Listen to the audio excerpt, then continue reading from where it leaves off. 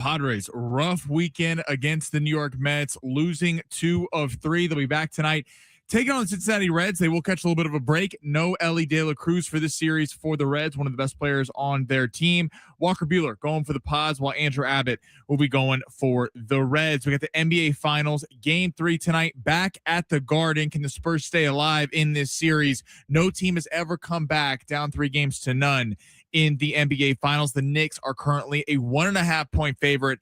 That game will be at 5:30. Grinding and squealing are signs of it's time for new brakes. Skip the hassle of searching for the right parts and shop rockauto.com. Find trusted name brand parts at lower prices and have them shipped directly to your door. All the parts your car will ever need. Rock Auto.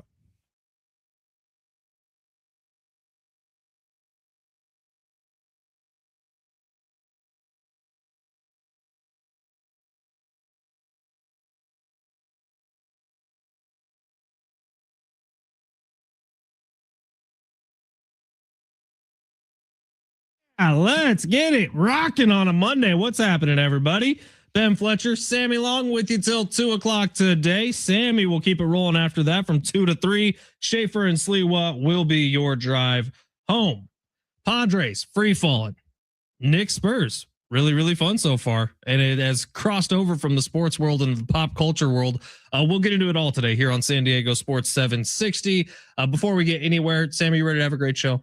I am ready to have a great show. It's going to be the best show ever. Our thoughts and our prayers and all our hopes and wishes are with everybody in the Sorrento Valley area. Crazy fire breaking out early this morning, still raging. It looks like there's airplanes in the air trying to fight this thing, but tons of evacuation orders in San Diego today. Very, very scary situation. So stay safe out there. Kogo, News Radio 600 Kogo is all over it. If you're looking for live updates, if you live in the area, that is the place to tune in. Just east of Torrey Pines, man, this blaze is crazy. I think it's at 65 acres right now in that area. Hopefully everyone's okay. Hopefully if you're listening to us today, you are safe and sound in North County, San Diego, man. That's a scary, scary situation. We teased it last week. We have them this week. A pair of tickets for Dave Chappelle. Woo! Dave Chappelle is coming to Viejas Arena on June 21st. Tickets are on sale now at livenation.com. Get them before they're gone. This will sell out. We are fortunate enough to have a pair of tickets every day on the show this week. Big Dave time Chappelle. tickets. These are big boy tickets right here. I've seen Dave Chappelle at Viejas Arena. When I tell you this dude is unreal, he is one of the greatest live performers, any genre, comedy, music, anything I've ever seen in my life. These tickets will sell out. If you want to win them today, we're going to make you work for them. You got to use the talkback mic. You got to open up the free iHeartRadio app, listen to San Diego Sports 760, leave us a talkback. We're asking because it's a comedy thing, right? Dave Chappelle, comedian. We are asking you most underrated comedy movie of all time. Ooh. Hit us on the talkback mic. Ooh. We'll randomly select one of you to be the winner. We'll do that at the end of the show today. You got 2 hours. It's wide open for you. If you would like to go see Dave Chappelle at Viejas Arena, you got to use the talkback mic. By the way, not a limit on how many talkbacks you can leave. Load that thing up. We're going to pick one randomly. It's a random generator that picks it. So you want to load it up. Hell yeah, brother. Dave Chappelle, Viejas Arena, June 21st. LiveNation.com to buy tickets. You want to be there. I promise you. All right. I've been delaying it a little bit, I guess. That was 4 minutes of stall because I don't really know where to go with this Padres team, Sammy. I really don't. We talked about it a lot on Friday, how this Mets series felt like an excellent opportunity for them to kind of get rid of some of the bad juju, especially with a tough schedule coming up. The Padres had this one little respite at home where they could take advantage of a team that's been very, very disappointing this season in the New York Mets, who have had a worse offense than the Padres, if you can believe it. They lose 2 out of 3 to the New York Mets. They get awful performances from Fernando Tatis Jr., from Manny Machado, from basically the starting pitching, which that little bubble is gone now, but the offense doesn't show up. The pitching gives up a lot of runs. Their one respite was, hey, Freddie Fermin hit a home run to help us win a game on Saturday. Congratulations. That was a wildly disappointing weekend. And I feel like we have the same conversation over and over again about this Padres team. Nothing is changing. Nothing is getting better. I see an article from Dennis Lin today of The Athletic where he talks about the fact that the Padres are understanding that their World Series window may be closing faster or sooner than expected. And that's why they may be buyers at this year's deadline. And I see all of this stuff, and I have one question I ask myself over and over again, and that's really why? Why would you invest more into this team? Now, obviously, you're seeing them right now at the bottom of the barrel. This is about as low as it will be for the rest of the season. Hopefully, this weekend was the worst baseball. You hope. Right. You hope things can always get worse. But this weekend, and someone correct me if I'm wrong here, this was the worst I've seen this team look all year long. Well, yeah, this weekend was an abomination. I mean, you can't spin it any other way. It was horrific, from what was happening on the field to the base running, which has taken a negative 20 steps back from where they were last year. It was terrible in the press conferences. We have some sound from Manny Machado we'll play in a little bit. Craig Stammen keeps smiling after games. I don't really understand what's happening with this Padres team, if I'm honest. It's unique. I don't think I've seen this in the last few years. I mean, this weekend was pathetic. The only win they had came on the Freddie Fermin 2-run blast. Give him credit. That's impressive. Everyone's been, he's had a terrible season so far, but he came through. The first run of the game came off Tatis hitting it off the bag. I mean, there's no consistent offense from this team whatsoever.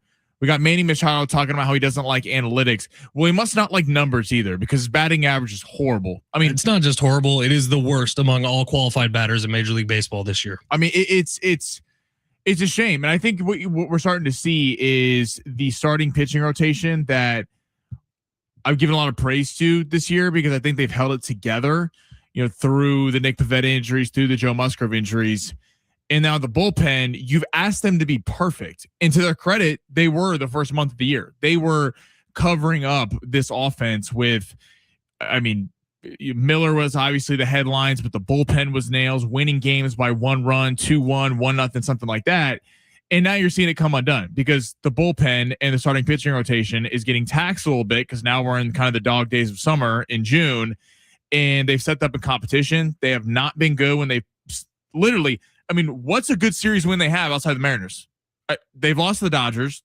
They've lost to they got swept by the Phillies over 2 series. They lost to the Nationals. They just lost to the Mets.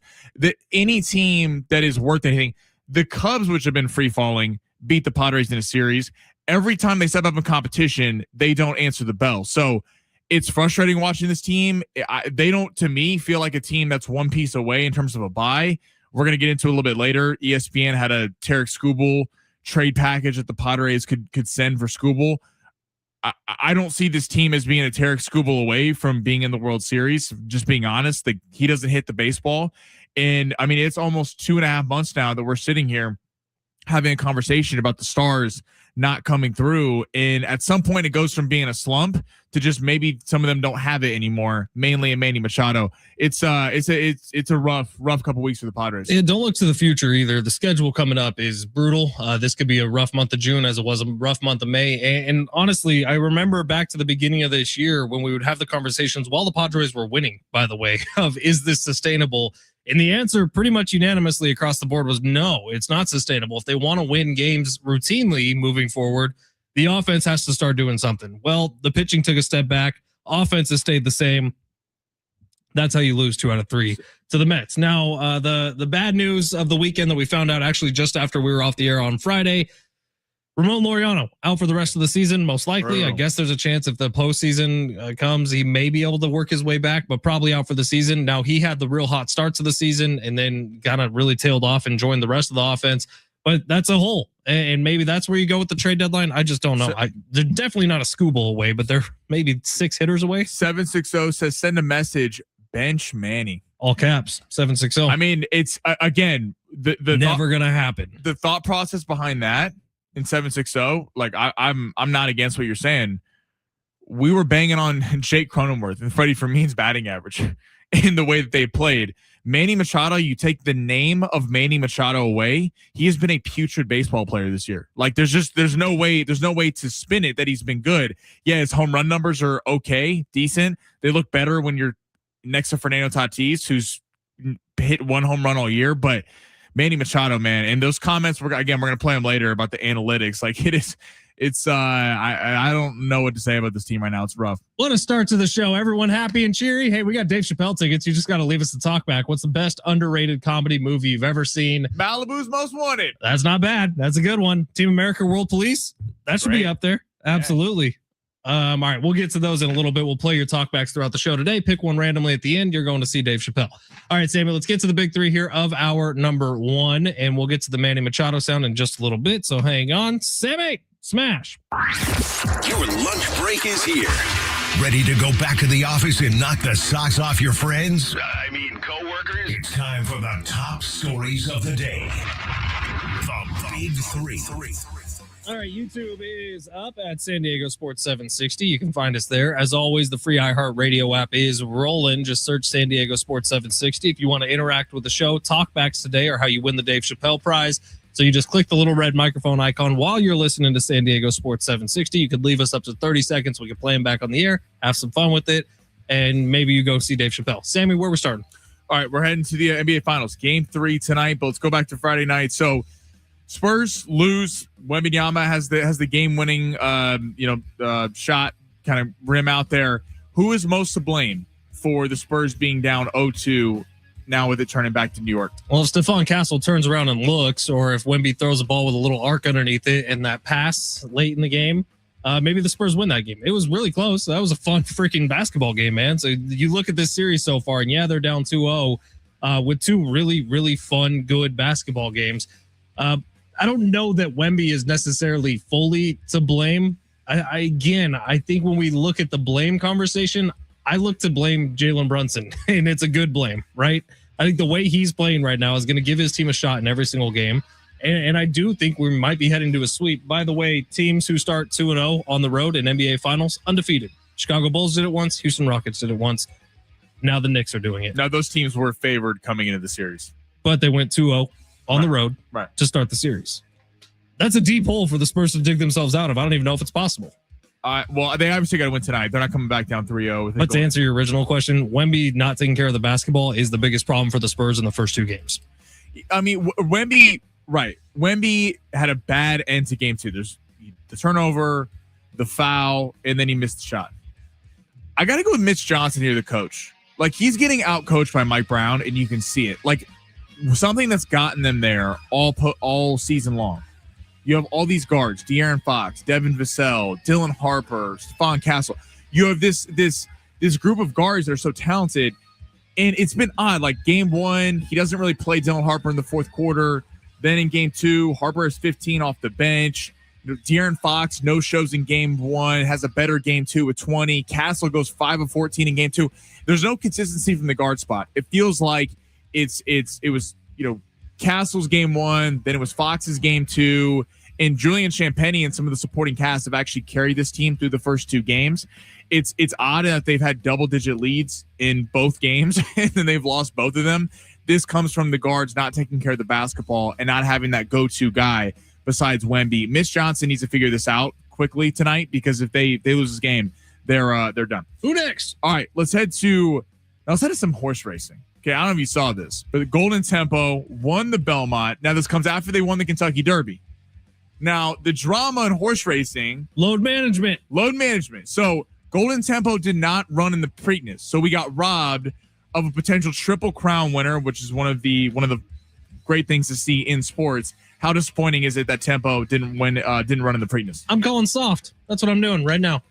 Look, the world of horse racing is historic, traditional. The Triple Crown is... like you said, Sammy, I would say it's akin to winning the Masters. It's really the top of the pinnacle in one very certain niche sport. And the fact that he didn't, because load management has now weaseled its way into horse racing, do we ever see a Triple Crown winner again?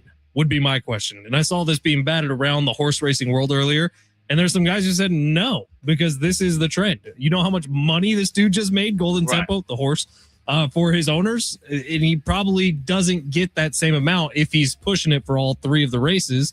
So yeah, it's weak, it's kind of soft, but maybe that's just the world we're in now with horse racing. Well, it's a bummer, because as like a fan of the sport, and San Diego Del Mar is one of the big attractions here. It's right.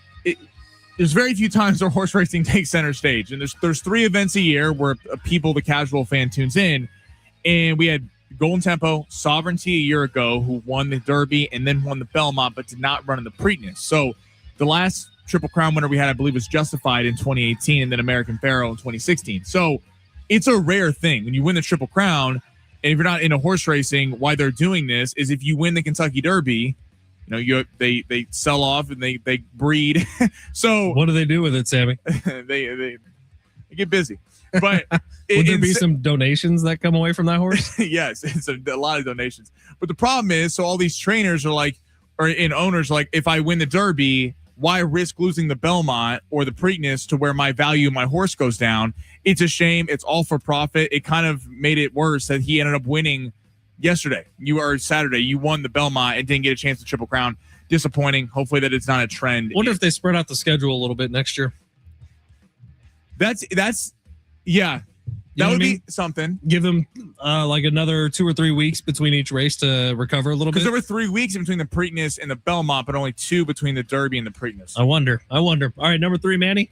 Yeah. We're saving it for the other side because we want full reaction on this. Manny Machado spoke with the media.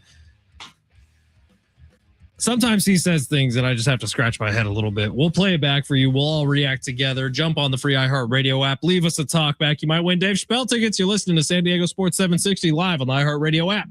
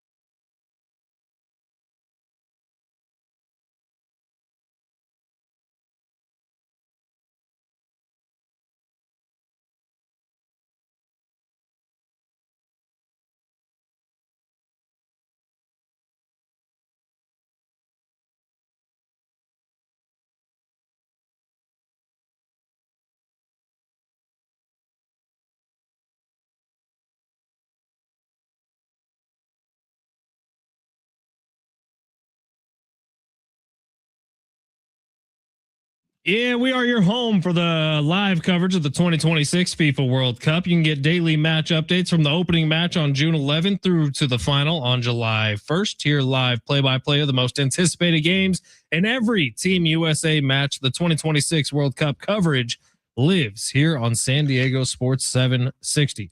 I'm getting pumped up for it. Watch a little bit of USA and Germany over the weekend. Fell short of the goal, but they looked good in that game, though. I thought so too. I was like, oh, there's a little hope behind this Team USA team, and we'll see what they can do come group stage play. Now it sounds like Australia, Paraguay, and Turkey was a nice little fit for Team USA. Hopefully they can come out of that unscathed, get onto the knockout stage. I've been studying. I got some long shots, some Galazzo specials. There we go. Just wait. I like it. That's coming up later this week. It's going to be a lot of fun.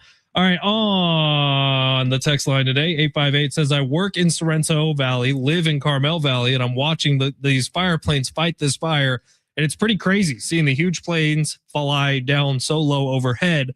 Stay safe, San Diego, and hit your Padres no-run first inning tonight. Thank you, 858. Sounds like a very good bet, 858. Stay safe, my man. Scary business going on up in Sorrento Valley. Hopefully everybody is okay. I've been watching that fire map today, and it's wild seeing it started as like one plane and then two planes and then three or four planes. So stay safe. That's not terribly far away from you, right, Sammy? Up in Rancho Bernardo? I guess it's a little far west. Yeah, I know. Yeah, I think we're fine. But yeah. Scary stuff. Stay safe, everybody. Hopefully everyone's doing okay. All right. Manny Machado spoke to the media. And oftentimes Manny Machado and the media can get a little tense with each other. They can get a little razzed with each other.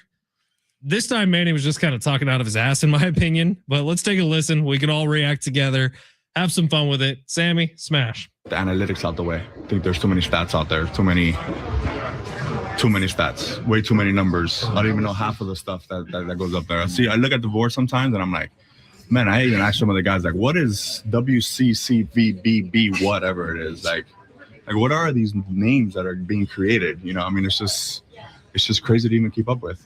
Weighted expected on base percentage? Is it? Is that what it is? Yeah, what is that? Like that. Yeah, it's crazy, dude. I mean, the pitching stuff, like FIP or something like that, I think, right? The Fielding independent pitching. Yeah, like what is that? That's taking out the defense to say this guy.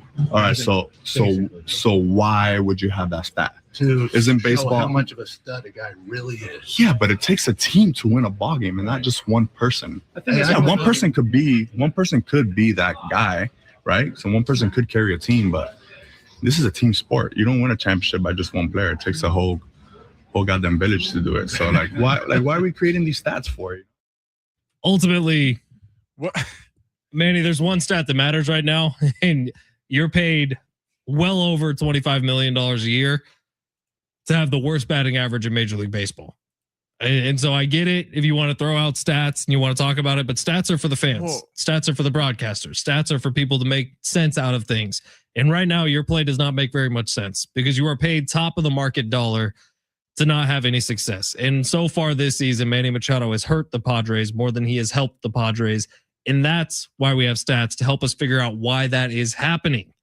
Well, I wonder what he would say to the stat that they're 11 and out of their last 13 games they've lost, because that stat matters, wins and losses. So obviously some of these stats put together mean something.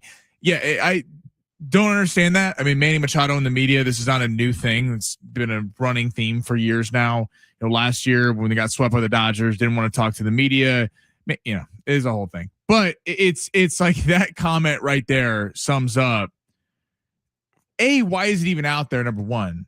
Instead of what we should be hearing is like, yeah, I mean, we're not getting it done. Like, just plain and simple. What we should be hearing from everyone 1 through 9 in that lineup is apologizing to the pitching staff, the bullpen and the starting pitching staff, going, the fact that you guys have kept us in games despite our awful play and having the worst batting average in the entire major leagues is pretty impressive that the Padres have the record they have, because the pitchers have really outkicked their coverage and outperformed. Again, going back to the Nick Pivetta and Joe Musgrove injuries, we were all concerned heading into the year about the Padres pitching staff, not the bats.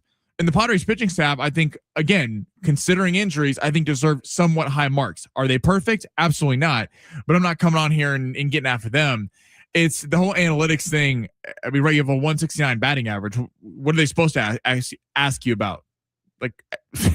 Here's another stat for you. The Padres, who are a half, or they're actually tied. They're dead even with the Pittsburgh Pirates right now in terms of record. The Padres are 33-31. The Pirates are 34-32. So they've played 2 more games than the Padres. Pirates have a plus 30 run differential. Any guess on what the Padres is? Tell us. Negative 18. Right. It's like, I mean, look, I know you're going to put on a brave face for the locker room because you're going to show support with your guys. But there is no way that the Gavin Sheets 3-run shot in Milwaukee, the massive comeback, was it against the Mariners in the 9th inning. I mean, there has been some improbable wins early on in the year, and I get the vibes were high, but it is not good right now. We wondered how Craig Stammen was going to respond when his first rough stretch as a manager, because for the first month of the season, it was pretty peachy. And I don't know, just this team feels very lost right now, and they have a 16% chance to make the playoffs per Fangraphs as of right now. 619 Manny is washed, but hey, the good news is he's only owed $273 million in future salaries. That will keep that arrogant, unhustling player fat and happy. Yeah. Manny Machado, man, I wonder what his tone would be about statistics if he, had good statistics going on right now. The problem is they're all pretty bad. And if you combine Xander, Manny, and Fernando's stats, they're even worse. Why would you say that now? Why? Bizarre. Like, I don't even understand why that would come up. Because his stats are all over the place right now. Because he's literally has the worst batting average in Major League Baseball among all qualified hitters. You realize, like, he is in the top 0.1% of earning in Major League Baseball right now, and He is the last performing player. And that's why 760, what 760 said about bench Manny, sent a message. Right, he's never gonna get benched though. But that's what needs to happen, because you take aside the name of Manny Machado and the fact that he's, you could debate a Hall of Famer. There's a great history as a player. You take that away, the performance has been awful this year. He's been on pace for the Hall of Fame. If he keeps it up like this, I don't know if he is. Right. I mean, it's and this is where, again, Craig Stammen, are you going to send a message to your team, or are you a puppet for the players? Knicks, Spurs, game 3 coming up tonight. We'll get into it. Plus, we want to hear your talkbacks. If you would like to win some tickets to go see Dave Chappelle, the only way you can do it is on the talkback mic today. You open up the free iHeartRadio app, listen to San Diego Sports 760. Give us your best underrated comedy movie. It's a comedy show. We're doing a comedy talkback today. We'll play some of them on the other side. Get into Spurs Knicks game 3 coming up next, live on the iHeartRadio app.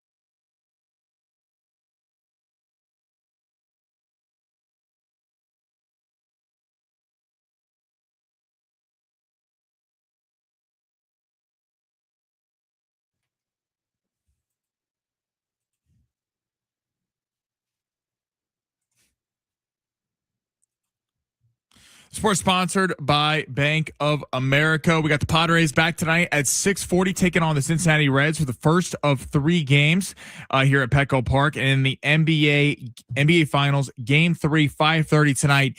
New York, a -1.5 favorite with the point total set at 216.5 as the Spurs look to win a game this series. No team has ever come back down 3-0 in the NBA Finals. Bank of America, sponsor of the FIFA World Cup 2026, dedicated to offering solutions to help businesses meet their goals locally and globally. More at bankofamerica.com/game changers.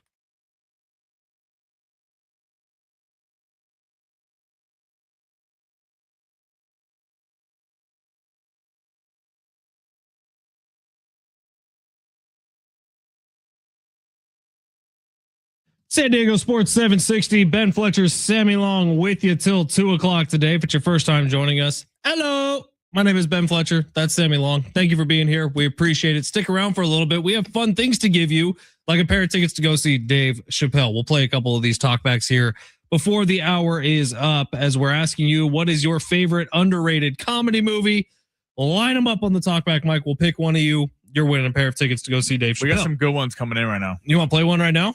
We're going to save a few minutes. Save it for just a little bit. Sounds good. All right. Game 3 between the Spurs and the Knicks is coming up later tonight. It's been a very, very fun series so far. 2 close games.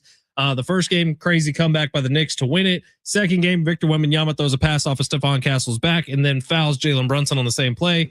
Game over. Knicks win game 2. So the Knicks have started 2-0 on the road in the finals. Only 2 teams have done that before. The Chicago Bulls and the Houston Rockets. They both went on to win those NBA finals. We'll see if the Knicks can do the same thing.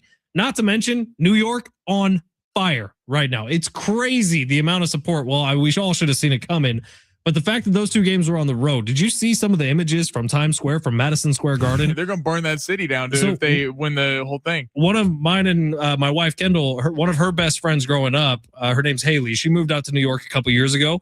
She got invited to go to Madison Square Garden for a watch party. Said it was the craziest, 6-hour experience of her life. Wait, the one outside the arena? Just outside the arena, right. And people were losing their minds for 6 straight hours, 2 hours pregame, 4 hours during the game, and another 2 hours postgame. Losing their minds. It's very, very cool what's happening in New York. I worry for the city's future if they actually win this thing. Now, here's where this series has gotten kind of funny. My wife listens to a podcast that's hosted by a couple of women who I think it's called Burnt Toast. I think that's the name of the podcast. I've never listened to it, but she plays it out loud when she's walking around the house. She was listening to it the other day. Those 2 who are usually talking about Bravo TV and Housewives and reality shows, we're talking Knicks Spurs. So it has crossed the line from me and Sammy and guys like me and Sammy all over the country talking about this NBA postseason. So 2 girls on the Burnt Toast talking about this and how much fun it is watching Jalen Brunson and the Knicks beat up on the Spurs. And I'm telling you, the Knicks have this special thing going right now where I know I'm not unique in this. I've never pulled for a New York team in my life in any sport. I've never once rooted for a New York team to have success, to win, maybe outside the Giants for a little bit because I think Cam Scatterboo's a crazy man. Other than that, I've been pretty much anti-New York my entire life. I am rooting for the Knicks big time. Well, I was fine with a 7-game series before. That's what I wanted, or a 6-game series, something good. Now I am A-okay with a sweep. Go ahead and take out the brooms, baby. This is fun. Well, it's usually right, when you have a Lakers, a Yankees, a Cowboys, unless you're a fan of those teams, you're probably, because teams have won a lot. You're probably not in the Cowboys, but historically, you're not rooting for them. Right, the Knicks are interesting in that they're New York, they're the big brand. So you think a lot of the country would be rooting for San Antonio. Now, I think a lot of the country is, to be fair. I think the story of Wemby and how that team came together. It feels like public perception has switched and more people are rooting for New York. Maybe I'm wrong on that. I feel like it's pretty split. I mean, what I was getting to is normally this would be unless you're a Knicks fan, everyone would be rooting for San Antonio. But how the Knicks are an underdog kind of story in that, when people were writing this team off 4 months ago, people were like, this team, they're not even going to get to the NBA finals. People were talking about Boston, about Cleveland at the time, about Philly making a possible run, Orlando, and they got through all of them. And then still coming in the finals, everyone's like, Yeah, but you got out of the East. I mean, what does that do? You're not playing the heavyweights of the West and the Thunder and the Spurs, and yet all they do is keep winning.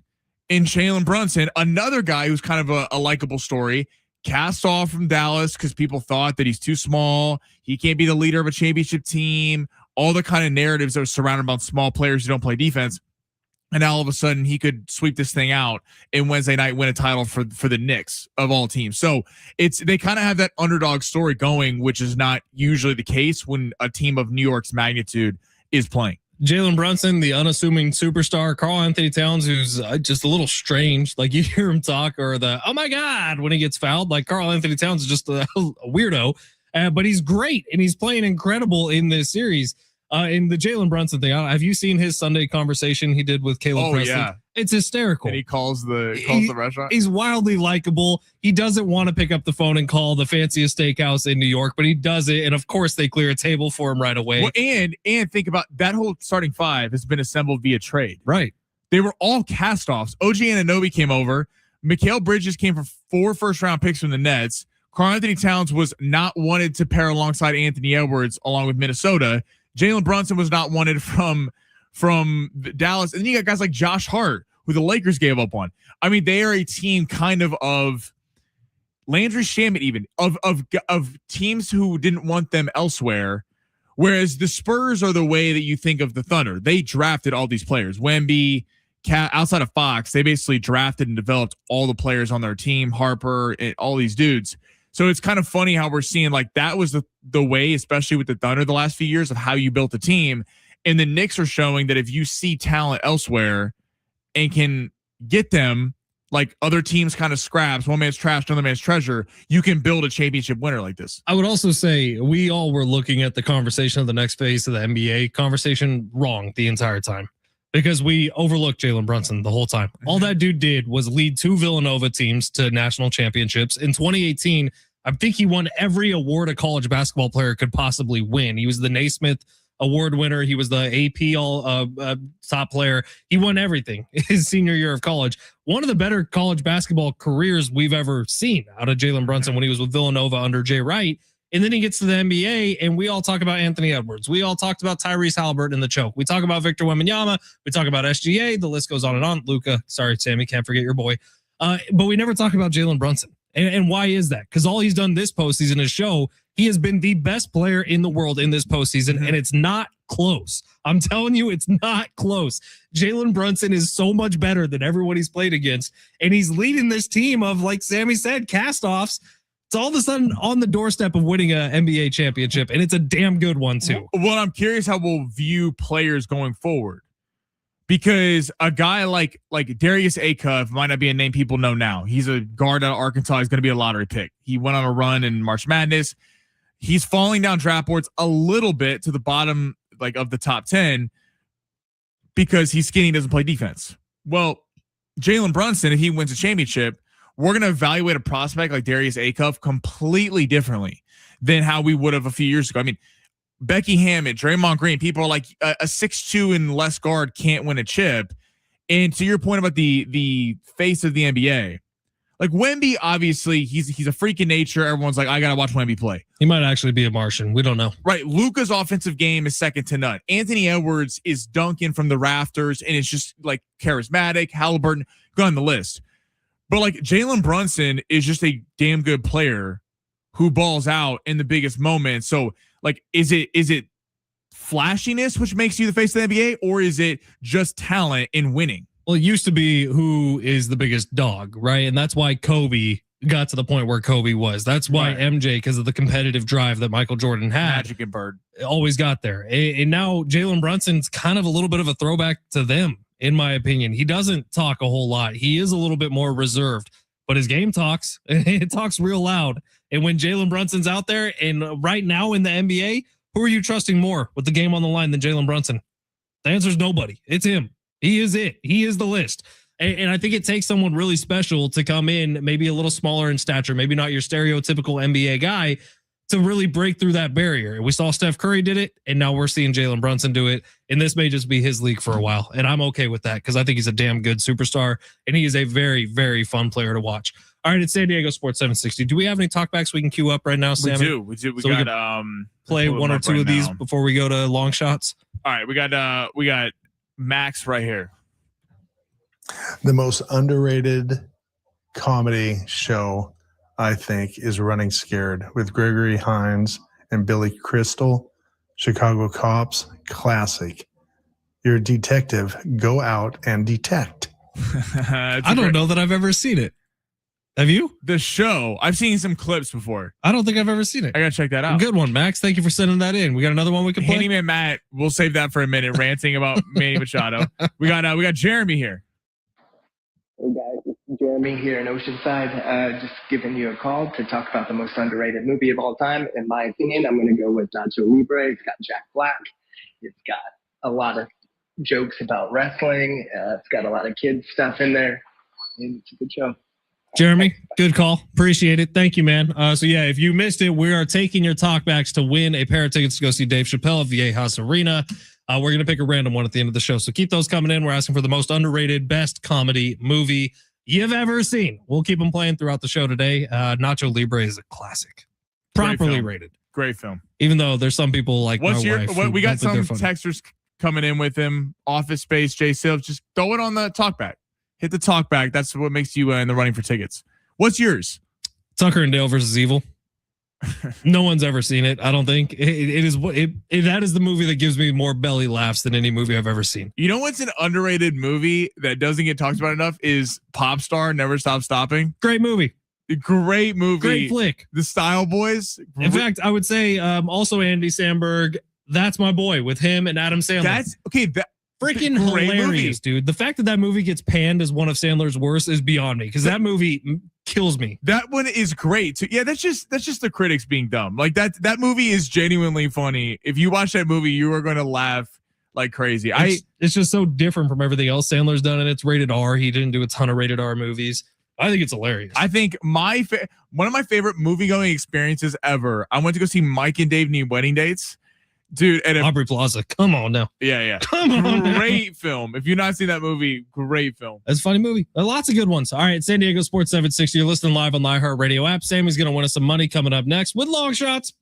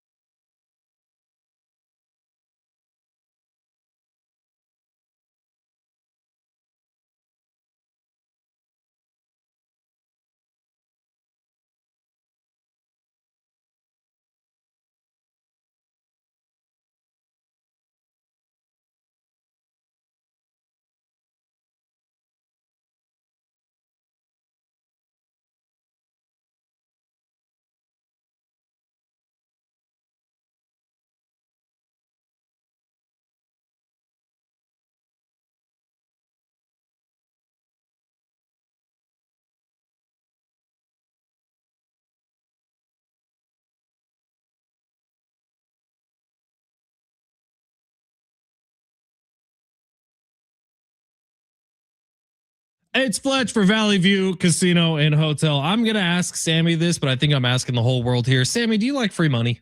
Who doesn't? Who doesn't like free money? You better get on out to Valley View Casino and Hotel this Friday night. It's Dave's $250,000 weekend windfall happening this Friday, June 12th. You could be one of 10 guests who are going to spin to win $25,000. 25 grand, 25 G-bones. That's right. 10 guests could walk away with 25,000 each. Plus, more play is going to get awarded throughout the night. You can earn entries all month long for Dave's $250,000 weekend windfall by playing your favorite slots or table games and then activating your entry multiplier at the guest service kiosk located throughout the casino. Then you got to be there this Friday night from 5 to 10 for your chance to win. All Players Club members are eligible if you're not a Players Club card member yet. Signing up is quick, easy, free. Just go to Valley View Casino and Hotel, visit the Players Club, and you're going to get over $200 in free offers to use instantly at San Diego's favorite casino, like $10 or more play, which is free slot play, $10 a match play, tons of gift cards to the restaurants. By the way, the Black and Blue Steakhouse, Patties and Pints, both are phenomenal. The more you use that Players Club card, the more rewards you're going to earn, like complimentary dining, free hotel stays, luxury gifts, and more. So don't miss out. Visit Valley View Casino and Hotel this Friday night for Dave's $250,000 weekend windfall and join that Ultimate Players Club to get over $200 in free offers today. To learn more, visit valleyviewcasino.com. All guests 21 and over are invited to enjoy the casino, hotel, and restaurants.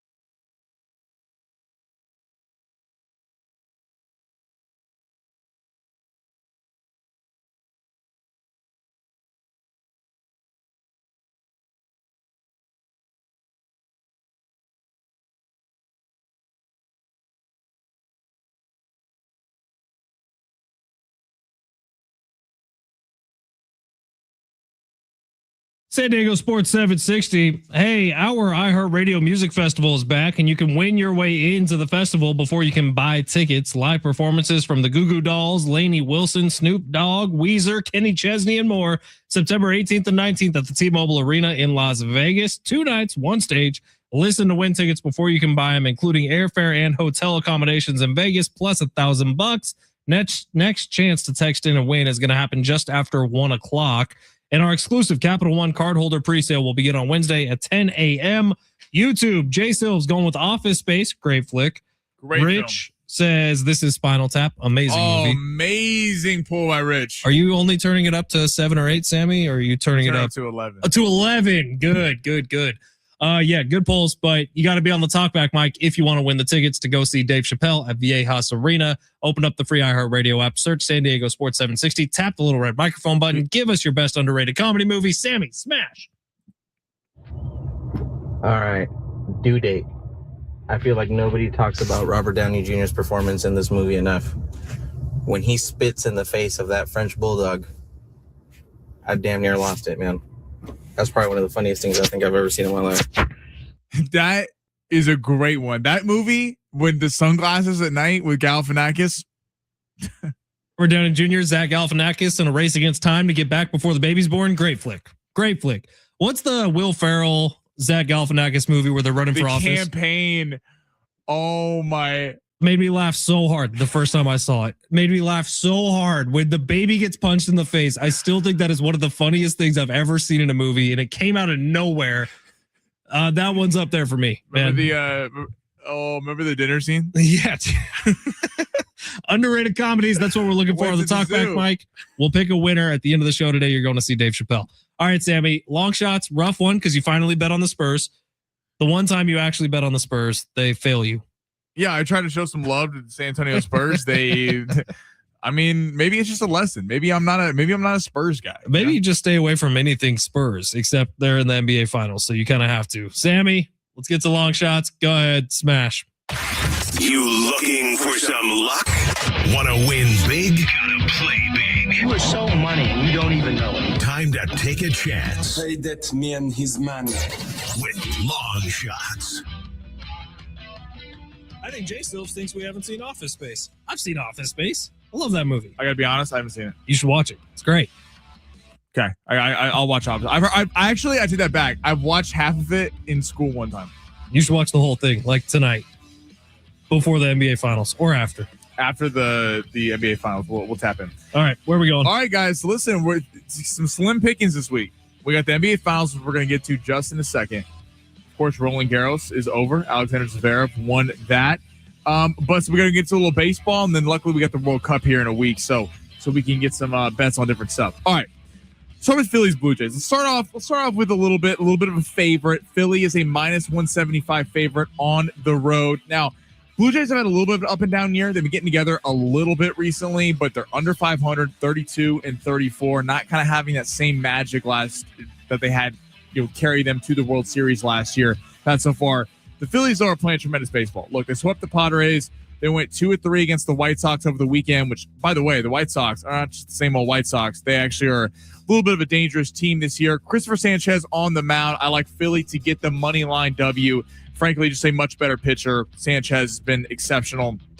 Despite that scoreless streak being broken, he's one of the toughest pitchers to figure out in all of baseball. All right, and then let's go. I like the Yankees +109 on the road taking on Gavin Williams and the Guardians. Gavin Williams has been a tremendous pitcher so far this year with a 9-3 record, 3.20 ERA. But Will Warren, if you look at the pitcher for the Yankees, some of the underlying strikeout metrics have been really good. He is quietly, he doesn't get enough love in that rotation because he got Garrett Cole, because he got Max Fried, Cam Schlittler. Those are the top three. But Will Warren is very talented in that fourth spot. He's been fantastic for him all year. Look, I know no Aaron Judge right now, but the offense can carry it a little bit. They've been a little bit back on track. I like the Yankees. Good record this year, 38-26, to get the road W against Cleveland, +109. The Yankees really trying to assert their dominance there in the AL. All right, on to the NBA. 5:30 tonight, Spurs Knicks. Now, New York is a 1.5-point favorite. 1.5-point favorite. We're going to go to the point total here. 216.5. Under on the point total. Here's why. The Knicks are going to be amped up tonight. Now, there's a lot going on. The president's going to be there. The tickets are going for the cheapest ticket to get in the house is $10,000. There's a lot going on. The city has never seen anything like this. I like the under 216.5. I do not think the Knicks come out as on fire as they have been. Let's not forget, the Spurs in game 2 outplayed them down the stretch. There have been a couple more minutes in that game. The Spurs probably win. They went on that 14-0 run. The Spurs, it's kind of hard to handicap this series right now because the Spurs have had 2 double-digit leads as well as 2 leads with under 2 minutes to go in both games. So they're 0-2. Shows you the thin margins. I do think Wembanyama, the Spurs, is obviously their last shot. They're not coming back down 3-0. The defense gets ratcheted up tonight. I'm not including this in long shots, but if you want to add it in there, I like the Spurs on the first half spread. I think the Spurs come out on fire here. The Knicks, I think the crowd actually works against them a little bit. They're going to be amped up. Again, the Spurs have outplayed the Knicks for a large portion of these games. The problem is the The Knicks' second half adjustments with Mike Brown have been second to none when Mitch Johnson looks a little lost. So I think the Spurs come out early, defense locked down, 216.5 is way too big of a number tonight. I take the under in a tightly contested game. So we like the Yankees on the money line on the road, plus 109, like the Phillies on the road as well, minus 175. Add that to juice the parlay a little bit. And then I like the under 216.5 in the NBA Finals tonight. Standing room only tonight, $5,721. That is just insane. You see Josh Hart. Good for Josh Hart. He came out What'd he against say? that. He said, he's like, yeah, it's ridiculous that real fans who have supported us all season long can't get in. This isn't a new problem. It happens every year in the NBA and the Super Bowl for that matter. Like, real fans of the teams aren't necessarily going to these games. This is outrageous, though. Now, $10,000 was the cheapest ticket to get in after the Friday night win. It has come down dramatically. I think you can get in now for just around $5,000. And like I said, standing room only is Imagine up in the paying $5,000 for standing room only. No, dude, it's crazy. Well, now they blocked off the streets. Right. Because Trump's going to be there, so there's no watch party. I don't believe there's a watch party outside of Madison Square Garden. I don't know the answer to that, but it's craziness what people are paying to get into this game. All right, it's San Diego Sports 760. We got hour number 2 coming up next. Keep those talkbacks coming in. We've gotten some great ones. We'll get more throughout the show. If you would like to win a pair of tickets to go see Dave Chappelle, more on the NBA Finals Game 3, more on a crazy story out of college sports that's going to be the most talked about thing in the country. I'm telling you. In about 3 months. We'll talk about it coming up next. San Diego Sports 760 live on the iHeartRadio app.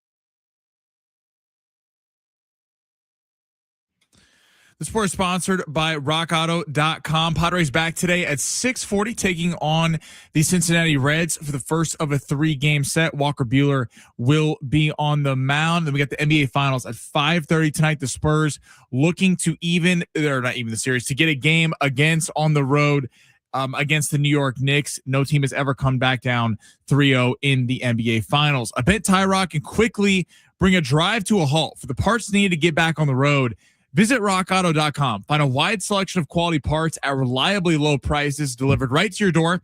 All the parts your car will ever need. Rock Auto.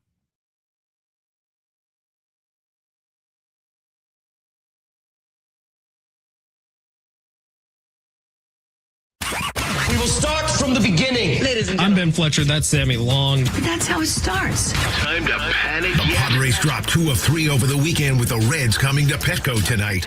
Can the Spurs avoid the sweep? Apparently, you can bet on the college football team you play for. And keep playing. Plus, I want winners. Start with Roland Garros. I do like Zverev -1.5 sets. kinda right, If you want to be spicy, I put Zverev in 4 sets. kinda wrong. Vegas has a massive home ice advantage. I do think Vegas gets some get back, goes up 2-1. Vegas, baby, Vegas! Now on to the Belmont. I do think Renegade at 2-1 is the pick. He is the favorite.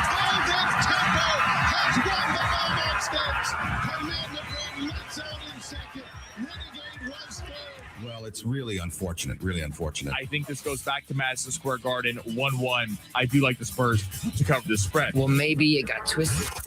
Let's begin the week from the studios of San Diego Sports 760 in the zone with Fletch and Sammy. It's hour number 2 here on San Diego Sports 760. What's going on, everybody? Welcome in. You know, my bets weren't that being far here. off. Say it again. My bets weren't that far off. Does that matter? No, I'm just saying, like, Zverev did win. He should have won in 4 sets, but Kaboli broke him. You know, the Spurs, I should have just not listened to people like Ben Fletcher. Like, oh, you hate on the Spurs. Oh. Wow. Accountability, Sammy. It's a big word. I know that. You can look it up in the dictionary if you would like to, but accountability is something very important in today's world.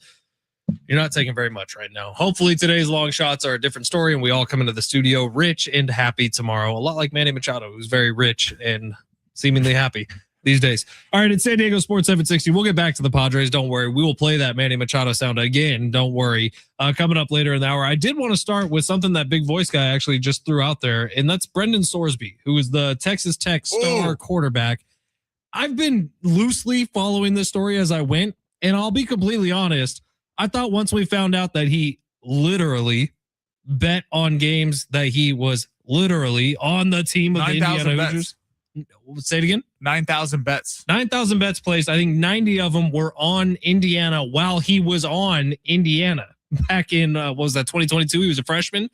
And so I thought that this story was just open, shut, closed, never playing football again in college. And I thought that that was the end of discussion.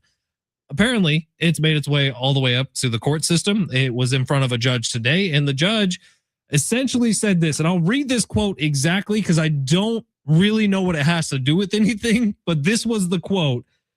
Judge Ken Curry ruled that Sorsby's attorneys demonstrated that he will suffer a probable, imminent, and irreparable injury if he's unable to play for the Red Raiders in 2026. Essentially, this is blocking the NCAA's suspension and ban of Brendan Sorsby, the quarterback for Texas Tech. And this is now allowing Brendan Sorsby to serve a 2-game suspension, which his own lawyers put out there as they should play be the punishment. Abilene Christian and Oregon State. So those are 2 ass whoopings. Thank you. And then get right back on the team with Texas Tech for the remainder of the season next year. Now, the NCAA has already come out and said, we vehemently disagree with this ruling by the court system, and we plan to appeal this. The problem is the appeal process will probably take longer than the season will take. So Brendan Sorsby most likely will be back in a college football uniform by game 3 of this season. This isn't just somebody who put some money on Korean baseball while he was playing in college football. This is somebody who was betting on the team that he was playing for while playing with the Indiana Hoosiers. This is outrageous to me that this wasn't just okay, yep, look, he bet on his, okay, we're closing this and he's done for good. I cannot believe we've gotten to this point with this story. I also don't know what the injury has to do with anything. Here's the thing. Is he going to hurt himself? Is that what you're saying? He totally messed up. Now, I am a little with Colin Coward's take earlier. Like, I know this is probably not the most popular. What did Uncle Colin have to say? He's like, look, he's like a dumb college kid. Sure. And he should be punished for it. Was the punishment light? Yes. I'm very surprised he's only having to sit out the first 2 games. His lawyers were fine. Again, they're playing Abilene Christian, Oregon State. Texas Tech is going to demolish both of those teams through the first 2 weeks of the season. He'll be back in for the rest of the season. Look, he was betting on his team, so it's not like this is not a Pete Rose situation where you were having like prop bets against your own team, things like that. We've seen the NFL come down hard on this with Calvin Ridley when he was suspended for betting on his own team and the Falcons.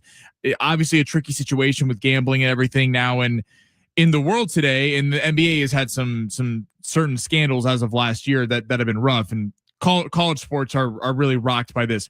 Yes, I'm surprised at the lack of punishment. Well, it's 2 different conversations. We could have the conversation about whether or not he should be banned for life from college football. See, I wouldn't do that. I would agree. I would say no. It's a dumb mistake by a college kid. He went to rehab. He's figured, like, whatever. We've moved past it, right? But the other conversation is he broke the rule that was in place. And the punishment for the rule that is in place is a lifetime ban. So why now is the court system able to step in and say, because, and I'll read it again, because it's injunction, but the other probable, imminent, and irreparable injury if he's unable to play for the Red Raiders in 2026. I don't know what that means. Like, they're going to be able to in debt to a loan shark. What is this? They're going to be able to resue after the season, but the thing is, the injunction, it will go through the season. So Texas Tech will get its quarterback for this year. I do think the punishment is light. I mean, it's really a slap on the wrist here with 2 warm-up games. 2 warm-up games in college football. That's a joke.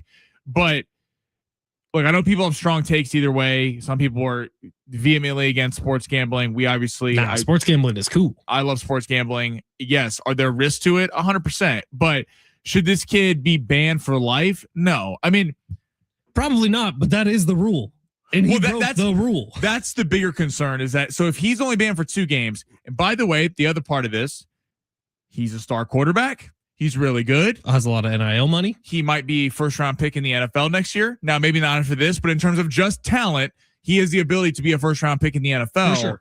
This opens up a can of worms, because it's like, well, if he only got 2 games, well, then what happens to other players? Well, what about everybody else who has been lifetime banned from playing college football? That's already happened. Like, we've seen it all over the place. And so what happens to those people now? Are they saying, oh, well, why didn't I just go to the Supreme Court? This seems easy. It's so crazy how we went from, I remember watching SportsCenter the day that Ohio State, and I forgot, who was the quarterback? They got popped because they were signing memorabilia. Right. I do remember that.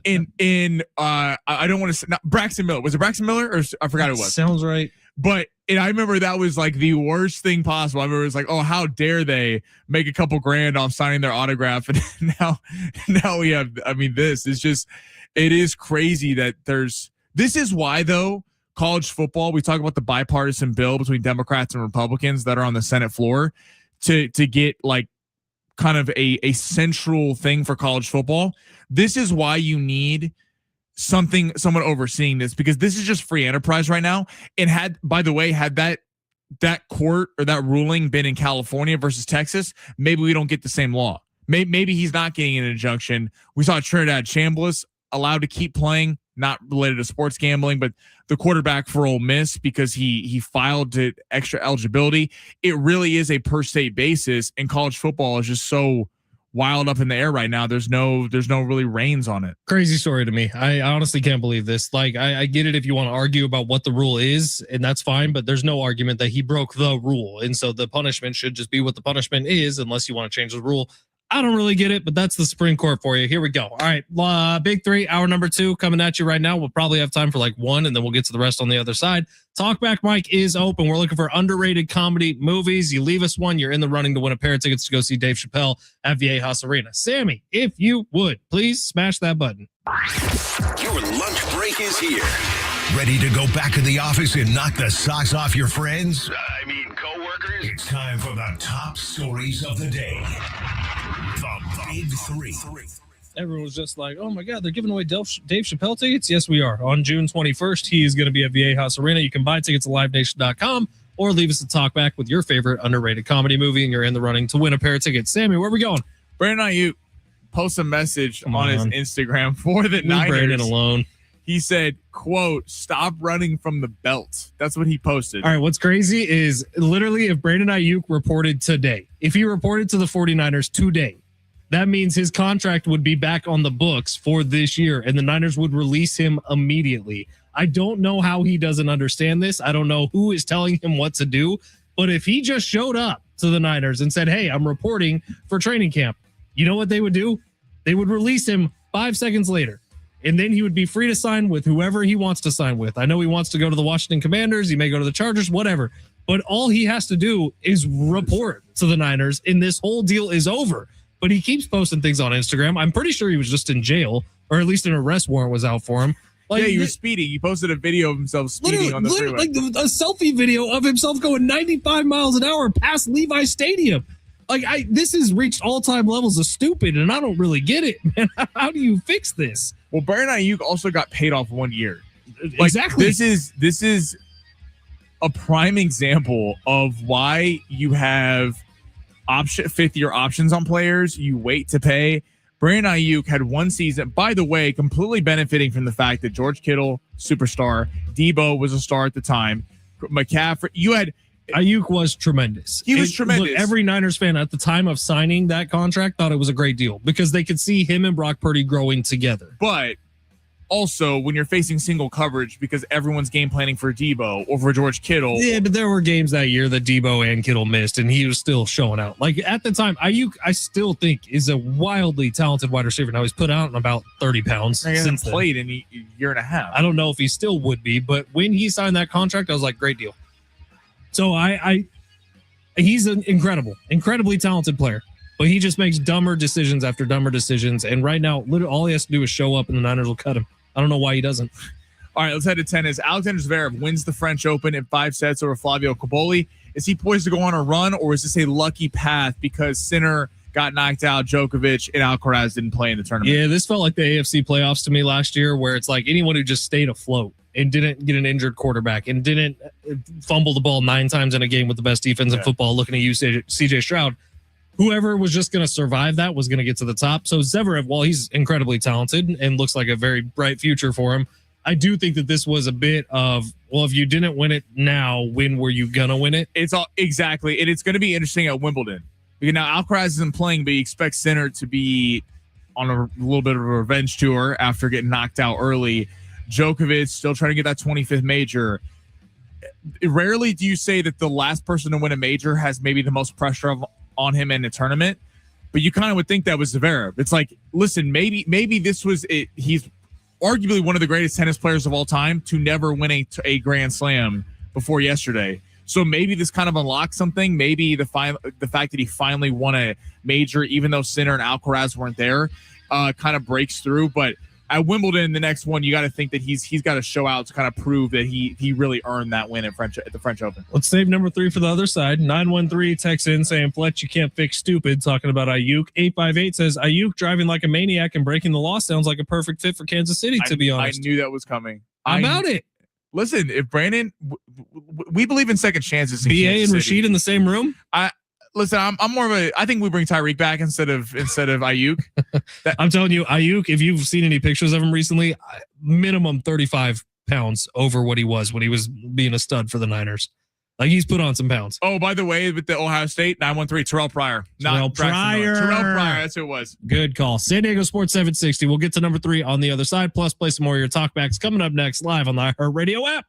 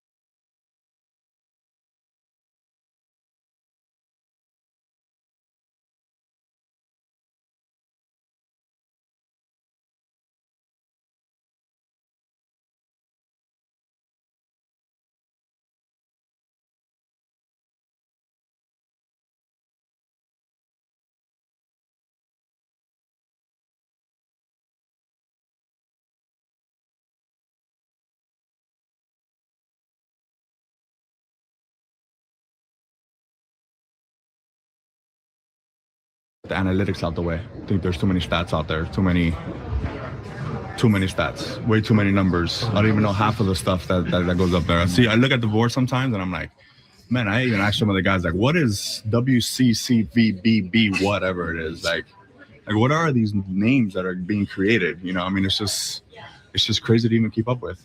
Weighted expected on base percentage? Is it? Is that what it is? Yeah, what is that? Like that. Yeah, it's crazy, dude. I mean, the pitching stuff, like FIP or something like that, I think, right? For Fielding independent pitching. Yeah, like what is that?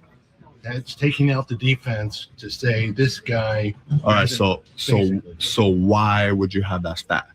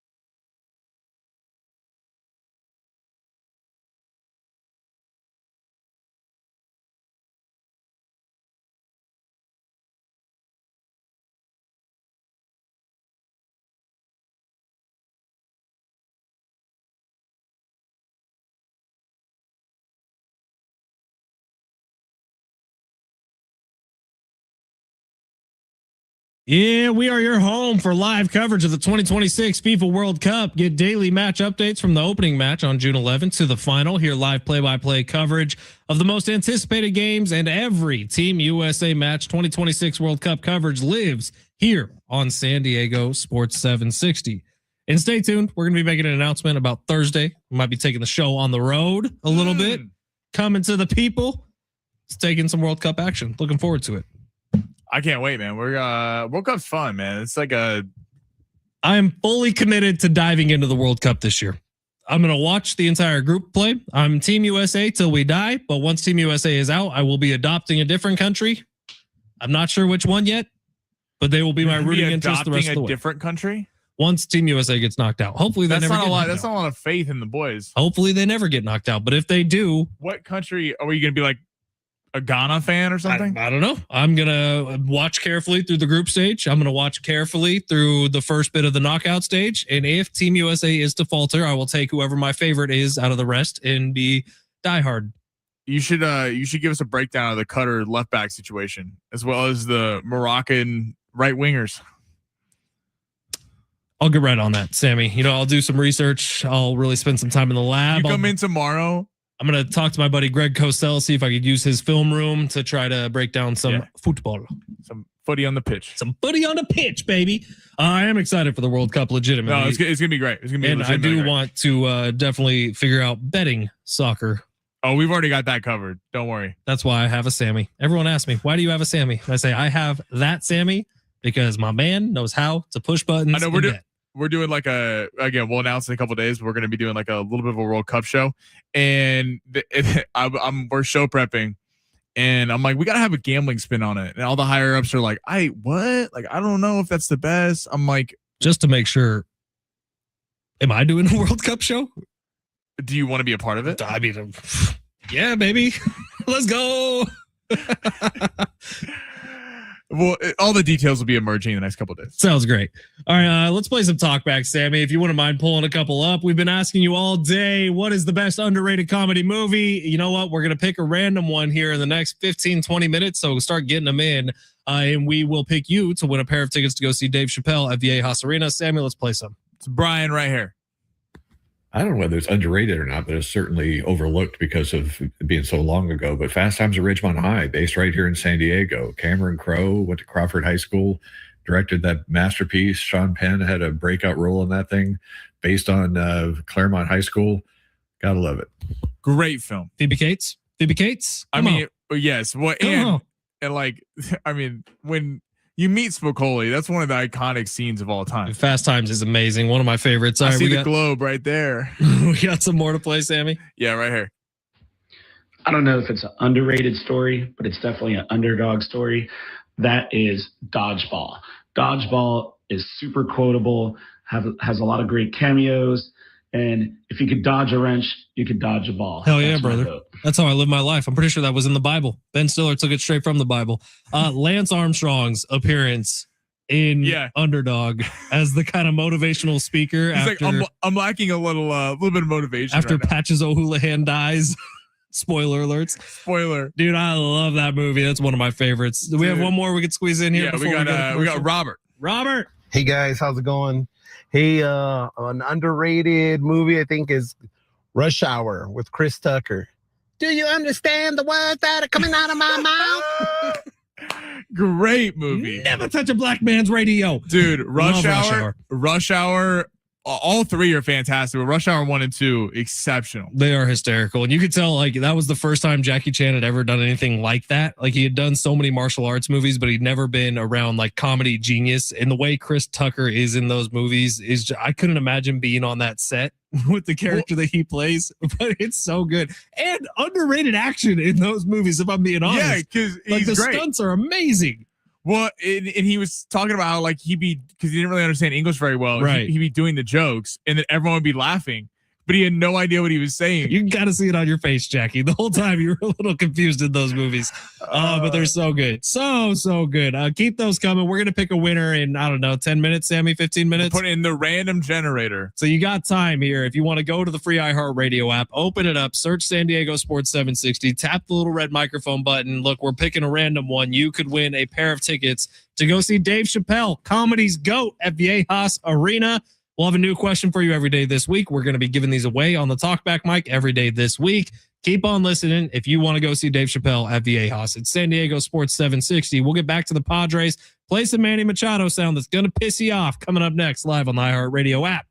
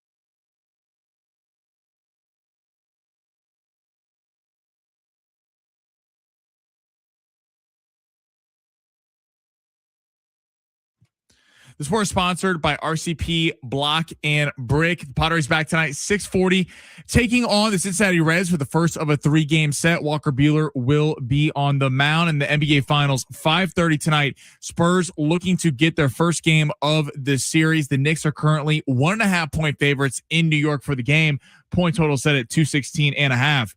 And Ben Fletcher, per Ian Rappaport, cornerback L'Jarius Sneed signing back with the Kansas City Chiefs on a 1-year, $5 million deal. Very exciting, Ben. I know you're all gassed up over there. For a Brickyard that stands out, RCP Block and Brick has the new large profile Monarch pavers. They're bold, modern, and made to last. From walkways, patios to pool decks, a Monarch large profile pavers will transform your outdoor space. Monarch pavers now at rcpblock.com. Ooh, 9-win season.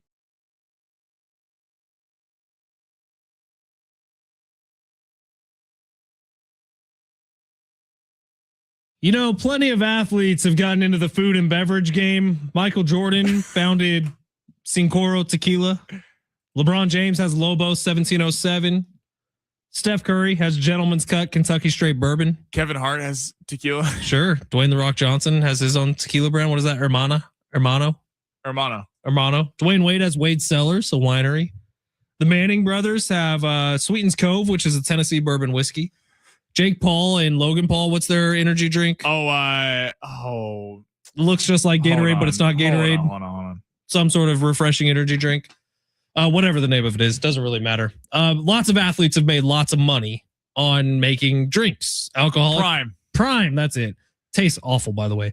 But lots of athletes have made lots of money on branding themselves alongside a drink. Well, Tom Brady is jumping into the game. Tom Brady has released his own line of coconut waters. Here, I actually looked up some information on it. It uses organic Vietnamese coconuts, delivering a clean, refreshing hydration experience in an 11.8 ounce can. It also comes in 3 packs, yada, yada, yada. It's a collaboration with a company called GoPuff. The name of Tom Brady's coconut water, it's called Good Nut.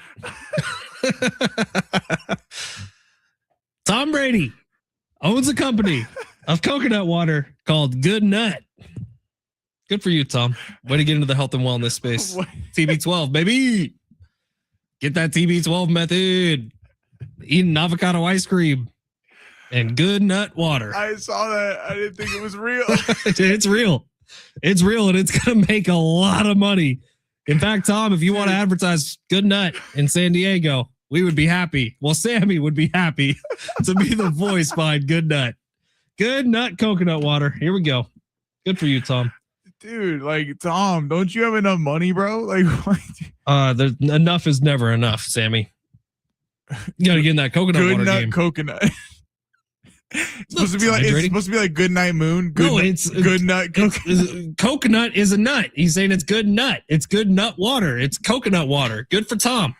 913 says, Ben, I'm hearing. Oh no. Yeah, just leave it alone. You can't read that text. Sammy, come on. But yeah, probably 913. I kind of like it.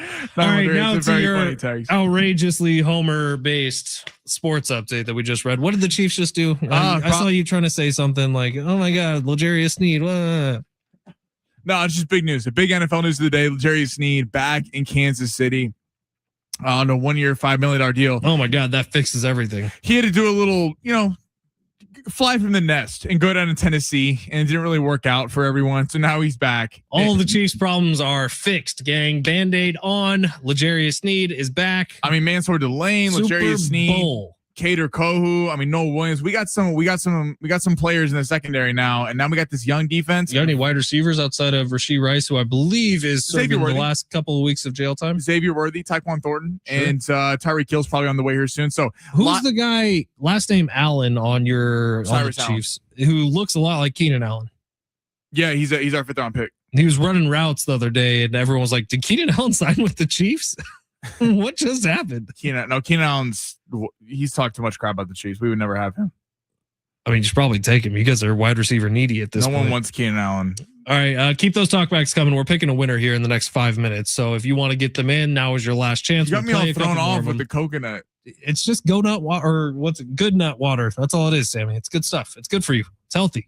I'm not a big coconut water guy myself. I'll be honest. Yeah, you don't strike me as a big coconut water guy. I don't like coconut. Period. Like whatever candies have coconut in them. Get out of here. You like a good almond joy? No, can't do it. Almond joys are solid. Ooh, coconut cake is always very good. Anything with coconut. The Hostess treats that have coconut on them might as well be fuel starter. It's not worth it. Don't eat coconut. It's bad for you. But I don't think that's true. Tom Brady's good nut. Good for you. All right, it is San Diego Sports 760. The San Diego Padres just lost 2 out of 3 to the New York Mets after one of the games. Do we still have this Manny Machado sound? Yeah, I'd love to hear it again. Manny Machado was asked about his statistics this year, why they're down. By the way, if you didn't hear, Manny Machado, literally out of all qualified batters in Major League Baseball this year, Manny Machado has the worst batting average in Major League Baseball. Not just with the Padres, with the whole damn sport. But Manny doesn't like stats. So let's take a listen to Manny talk about stats. Sticks out the way. I think there's too many stats out there. Too many stats. Way too many numbers. I don't even know half of the stuff that goes up there. I look at the board sometimes and I'm like, man, I even ask some of the guys, like, what is WCCVBB, whatever it is? Like what are these names that are being created? You know, I mean, it's just crazy to even keep up with. Weighted expected on base percentage? Is it? Is that what it is? Yeah, what is that? Like that. Yeah, it's crazy, dude. I mean, the pitching stuff, like FIP or something like that, I think, right? The fielding independent pitching. Yeah, like what is that? That's taking out the defense. All right, we don't need to hear anymore from Manny. I mean, seriously, like if Manny's stats were amazing, do you think he'd be saying the same thing? Like that's honestly what this comes down to me. I don't like all the stats in baseball either. I think there's way too many of them, sure, but there's a lot of people who love them. Okay. And for baseball fans who want to rationalize things, who like looking at the back of baseball cards, who like to understand the deep meaning parts of the game, there's more stats in baseball than any other sport. It's not even close. And there's more ways for you to look at different players and do your own scouting than any other sport. It's not even close. But the fact of the matter is, Manny, your stats to you shouldn't matter. Just go out and play freaking baseball. Well, the fact of the matter is right now, your stats suck because you kind of suck right now, Manny. Not kind of. Padre fans are sick of it. Well, right. You don't say this when you're coming off your worst season to date. Like it's one thing if you're like playing at an unbelievable clip, having one of the best seasons of your career. And you're like, honestly, I don't really read into too much about stats. They can, you know, they tell so much because I just go out there and play baseball. People would receive that. I think a lot of people will go, yeah, I think baseball, it's a very stat-driven sport. It's probably the most stat-driven sport. I mean, hell, there's a movie Moneyball made about numbers and analyzing things through that kind of lens. It's not a good look when the Padres are flailing right now. And especially we talked about for the first month of the year was they were winning. It was odd covering the team and like all of us watching them because they're winning games. But then you watch the games, you're like, they don't look very good. And then the numbers wouldn't back it up with them being towards the bottom in terms of power and home runs hit. The batting average is putrid right now. And all the stats told you that they are a 500 baseball team. And now we've seen it even out. Now they essentially are a 500 baseball team or about to be maybe a 500 baseball team.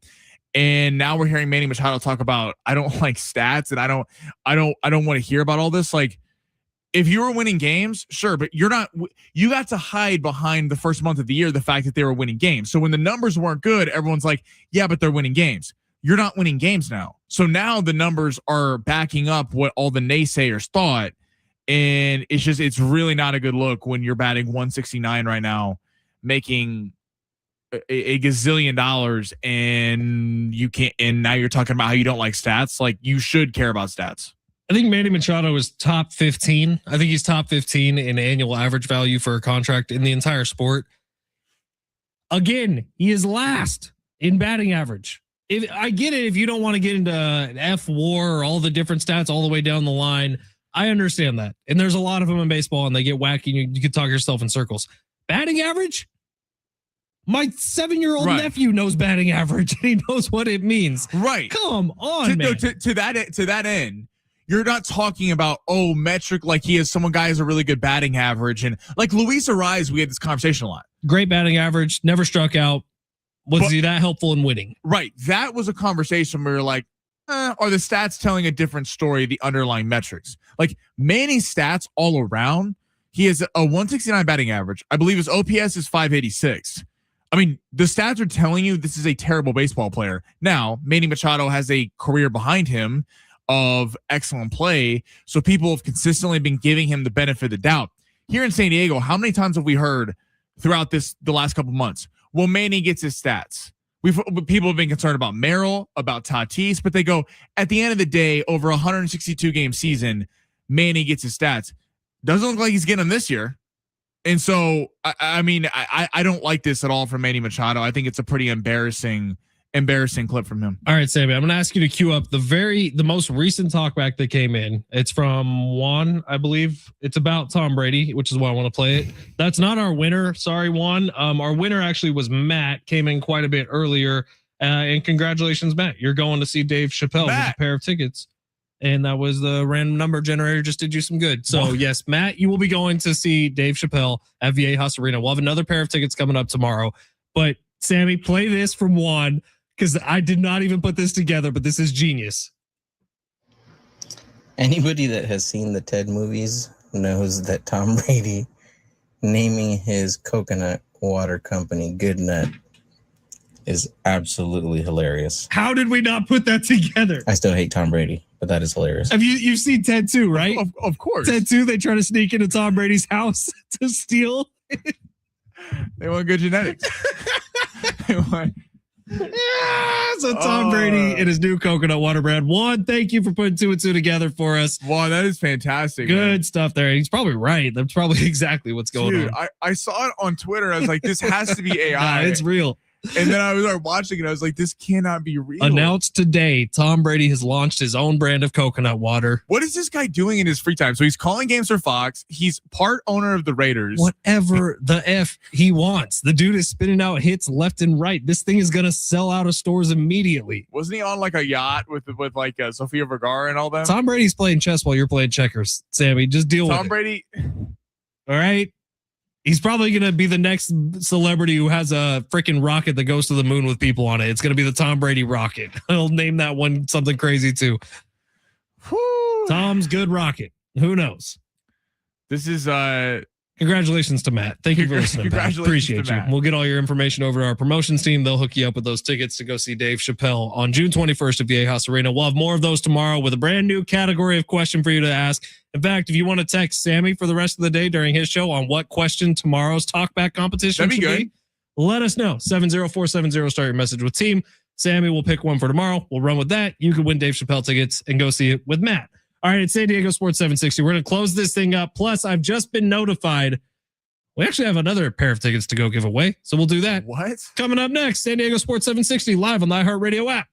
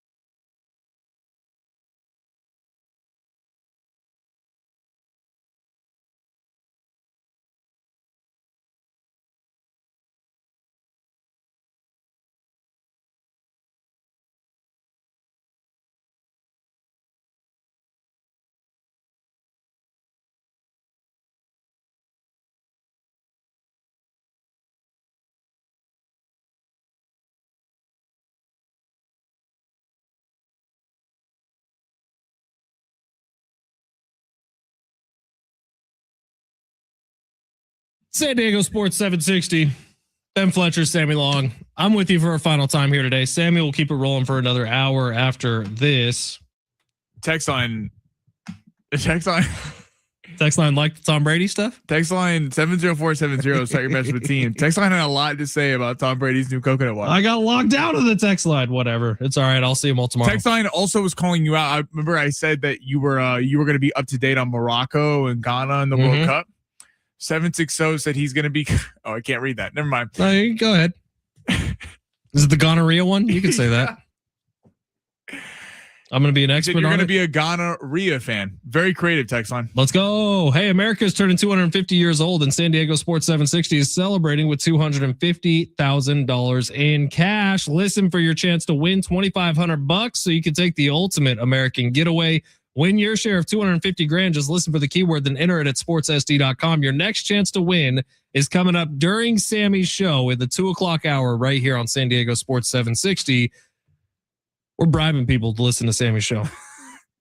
$2,500. All you got to do is listen to Sammy. Bro, just listen, participate a little bit, call in, hit a little talk back, hit a little text line. $2,500. $2,500. And you give me a $2,500 budget at the casino, I'm walking back with $0. Let's go.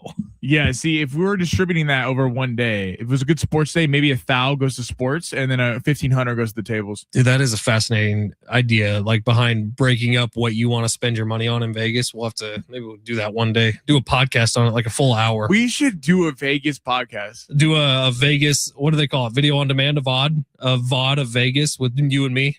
Yeah. See who does better. Yes. I think the El Cortez has, you can film whatever you want in the El Cortez in Vegas. You can film yourself playing blackjack, slots, doesn't matter. Can you though at the table though? I thought just El Cortez. Oh, okay. El Cortez in Las Vegas is the one where like, hey, tag us on social, do whatever you want. Yeah, they don't care.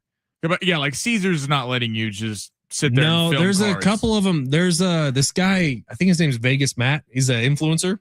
And he has like privileged access to all these different places. So they like block off an area. I ran into him and his little crew when I was in Vegas this last time.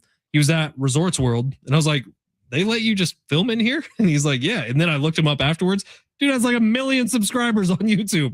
And I randomly just bumped into him at Resorts World. So kind of crazy. But regardless of the fact, tonight, Spurs, Knicks, game 3. Do we have a final score? Sammy, you bet the under in the game. Is it 116.5 or 117? 216.5. 217? 216.5. Bet the under. I do think you're going to see. Well, this I liked your pick for the Spurs first half spread. I like that a lot. Now, if you can find that at whatever book, Kalshi, whatever you're gambling on, the Spurs are going to come out on fire. I'm not playing into the fact of, oh, the Knicks are at home. Well, they beat them in the first 2 games. The Knicks are going to come out on fire. They really haven't the last couple games. If we remember, game 1, they came out, hit a couple buckets. Then the Spurs responded. And it's really been, again, the second half adjustments that Mike Brown, the Knicks have made. So I like the Spurs on the plus on the spread in the first half. But score prediction? I'm thinking tonight might be a little higher scoring. So I'm nervous about the under. But I'm usually wrong on over-unders, so we'll rock with that. I'm going 107, 102 Spurs. See, I was thinking this is like a 118, 114 type game. Who do you think wins? I think the Knicks sweep. I think really? Steve was right with his first last Friday when we had Steve on and he was all fired up. Yeah, he said, Steve was in rare Knicks form. are going to sweep, but the Spurs might win tonight. It was kind of a crazy back and forth, but I do think the Knicks sweep. I think tonight's like 118, 114. I think every game is close. When it comes down to the final 2 minutes, even if it's a 5-point game and the Spurs are up, I have faith in the Knicks because of Jalen Brunson.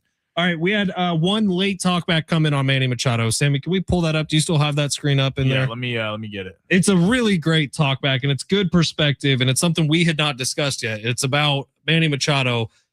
This is from Juan. Take a listen. Oh, man, I feel terrible.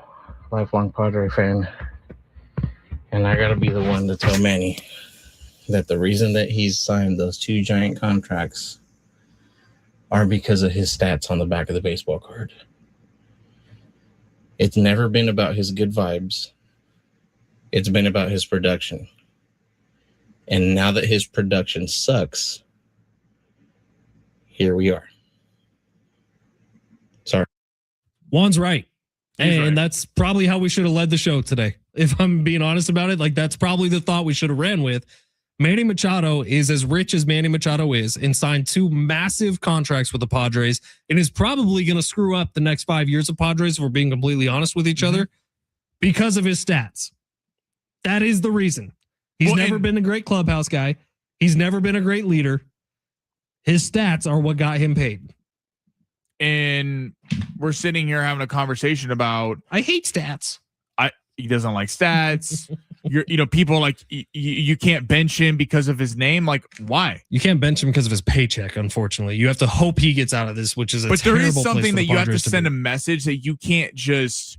What's happening right now on the field is unacceptable, and just running out the same grouping, it sucks because with the length of the contracts that they have signed with between Bogarts and Machado, there's not a lot of ways out of this unless you're going nuclear. And that's a whole different conversation of kind of blowing up this whole quartet of players. Sammy's coming up next. He's got a full hour for you. Talk a lot about Manny Machado, a lot about tonight's NBA Finals. Again, to anybody up in the Sorrento Valley area, hope you're doing good, man. I know evacuations are in progress. If you live in that area and you're looking for updates, News Radio 600 Kogo is all over it. If you're looking to keep having fun talking about sports, Sammy Long has got you covered till 3 o'clock. Schaefer and Sliwa will have more Dave Chappelle tickets coming up at 3 o'clock today. So don't go anywhere. It's San Diego Sports 760. I'll see you tomorrow live on the iHeartRadio app.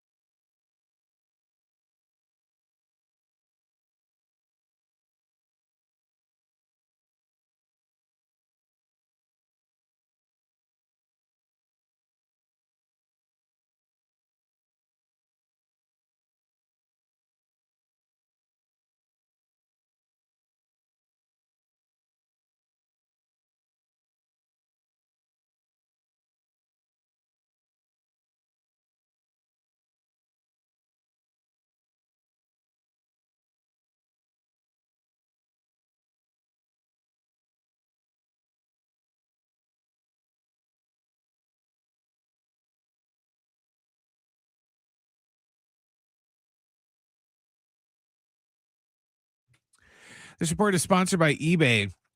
And Padres are getting set to start their series with the Reds downtown at Petco Park. It's going to be Andrew Abbott going for Cincinnati and Walker Buehler going for San Diego.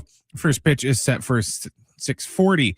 We got game 3 from Madison Square Garden today of the NBA Finals, Spurs versus Knicks. That's going to tip off around 5:45. eBay is home to millions of finds, and each one becomes part of your story. From your favorite vintage band tee to the dream car you've been searching for, or that foul ball you heroically gave away. It's all there on eBay. eBay, things people love.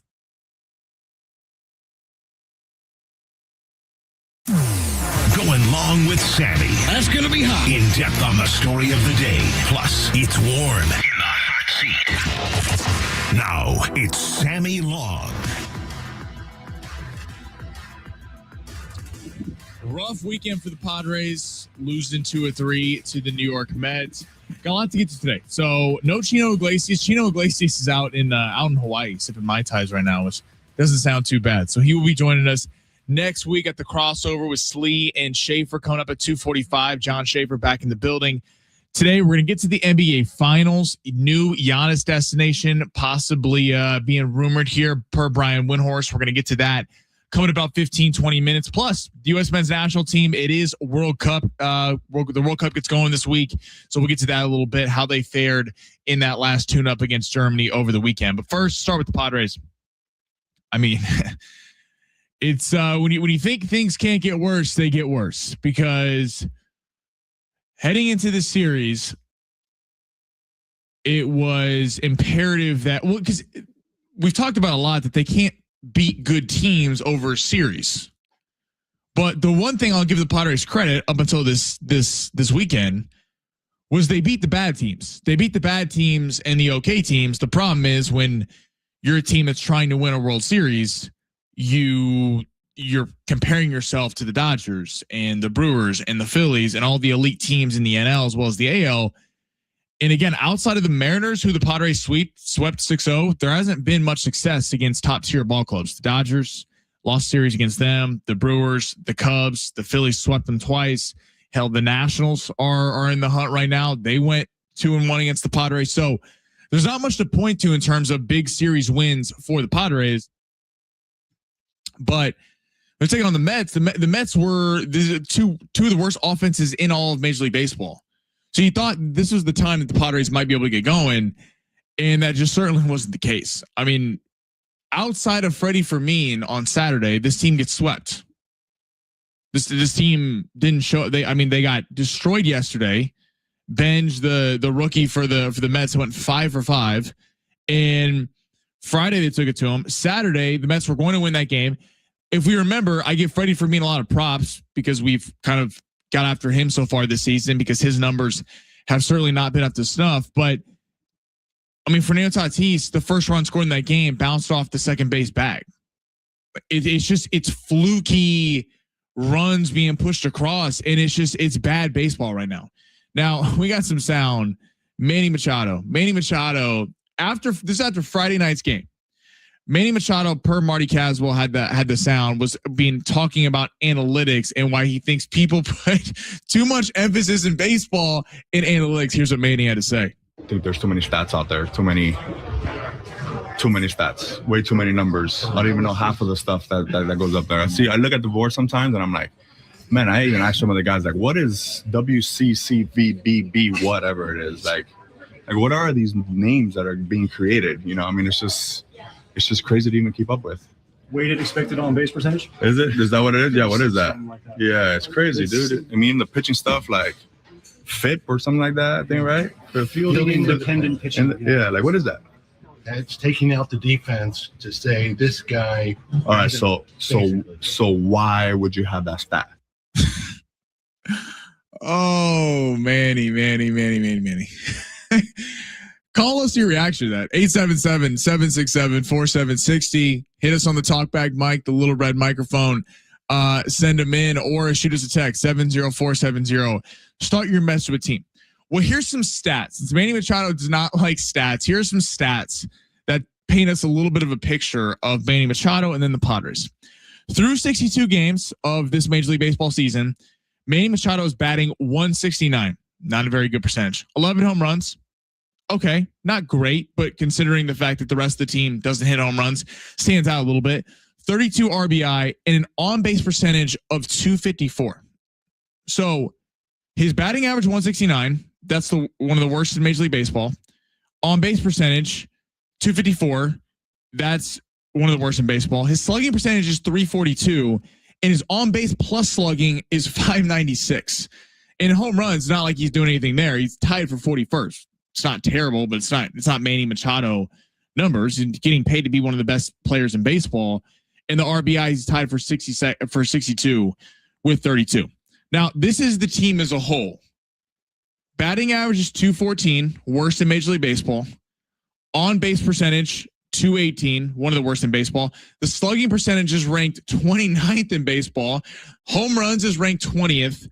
Stolen bases, they're 7th. So they got that going for them. They steal base as well. But then now over the last week or two, there's been base running gaffes. Fernando Tatis happened to him twice over the past week or so. So, I mean, the team as a whole has scored 241 runs. It's kind of amazing that they're even in this spot. Like, we pull up the MLB standings right now, and that whole cushion that they had the first month of the season is just gone. And there was so much going back and forth because the first month of the season was odd to cover the team and talk about them because they didn't look very good. The numbers showcase that they weren't a very good team, but to the Padres' credit, they were finding ways to win. So it was kind of hard to come on here and destroy them because you're like, they're winning ball games. But all the naysayers, a lot of the national media were kind of like, yeah, this is a hot start, but we'll see if it lasts. And we know over 162 game season, given that there's such a large sample size, the cream is going to rise to the top. And now all of a sudden, 11 of the last 13 they've lost, and it just feels like the wheels are coming undone a little bit. And all that cushion that they gave is gone, and now you're looking like the NL wild card. Forget the fact that the division 3 weeks ago from today, the Padres are playing the Dodgers, and we were having the conversation of, could they win the NL West? Could this finally be the year? They've gotten close a couple of the last 2 years, gotten closer and closer to maybe breaking through, but the Dodgers have been able to kind of clutch up at the end of the season. Was this an opportunity? And then the Padres won that game one. Michael King and Mason Miller pitched a gem. And ever since then, now they are what, eight and a half games out? Should I pull it up right now? Yeah, they're 8 games out of the Dodgers. The Diamondbacks have caught them in the division. They're a half game up. And the wild card, as I mentioned, the Diamondbacks are half game up, holding on to that last NL wild card spot. The Phillies are a game up, 1.5 on them. The Phillies have swept them 6-0. And the Cardinals have also won a series, who are holding on to that last NL wild card spot against the Padres in San Diego.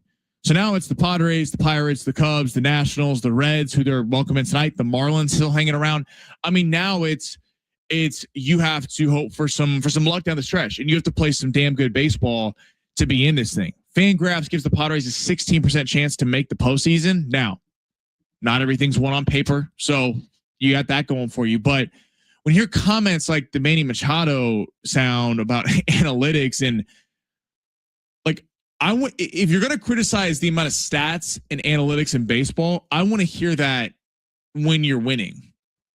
Not when the numbers are telling us something, because you may not like the analytics, you might not like the stats, but the stats are proven to be right. That's the crazy part about this.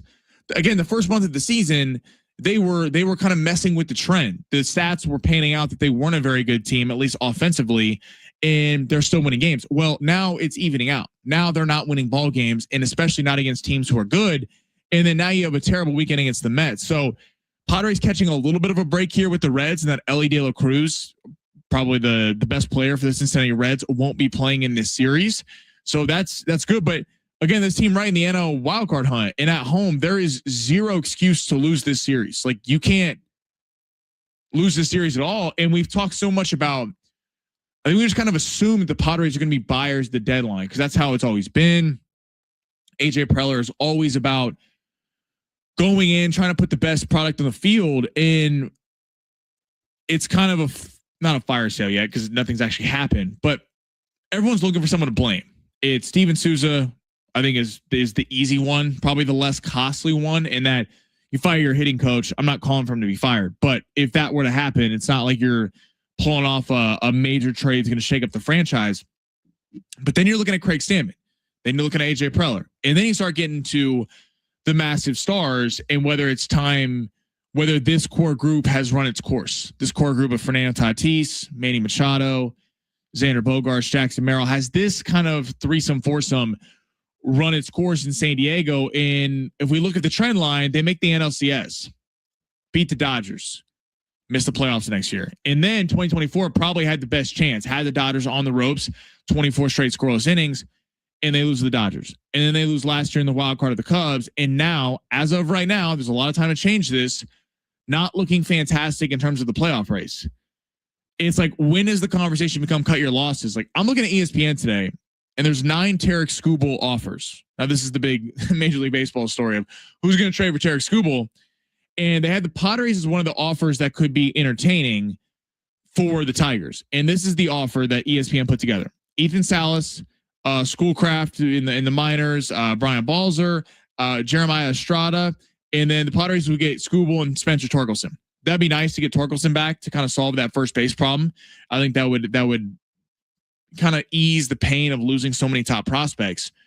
But does anyone really think, like, I don't think that the Padres are a Tarek Skubal away from being in the World Series.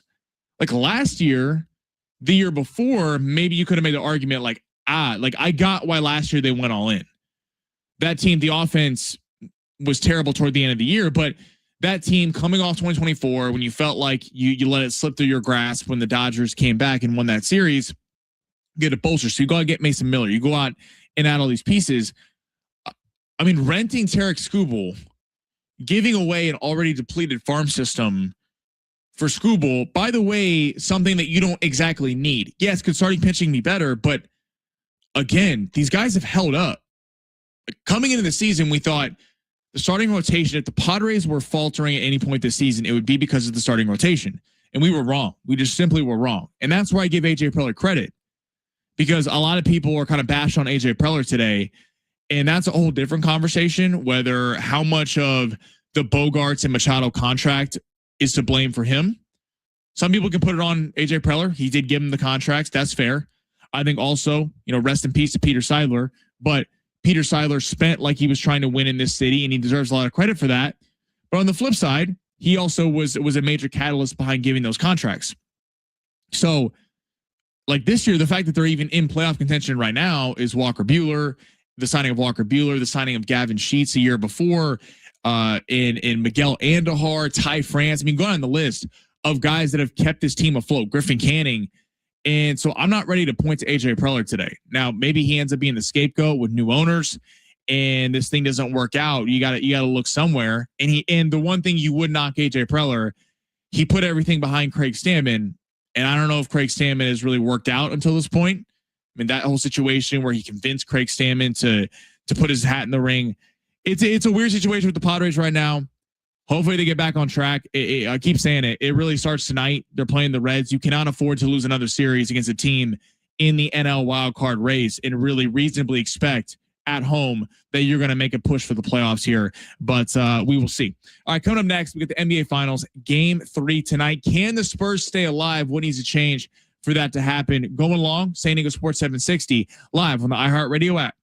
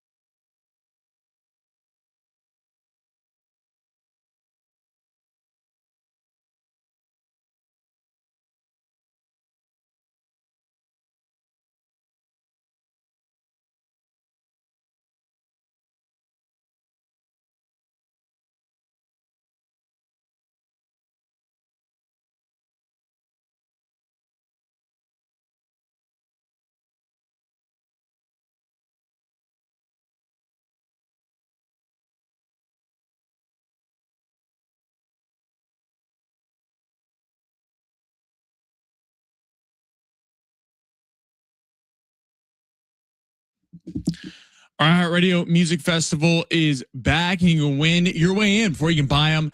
Live performances by the Goo Goo Dolls, Kenny Chesney, Lainey Wilson, Snoop Dogg, Weezer, and more.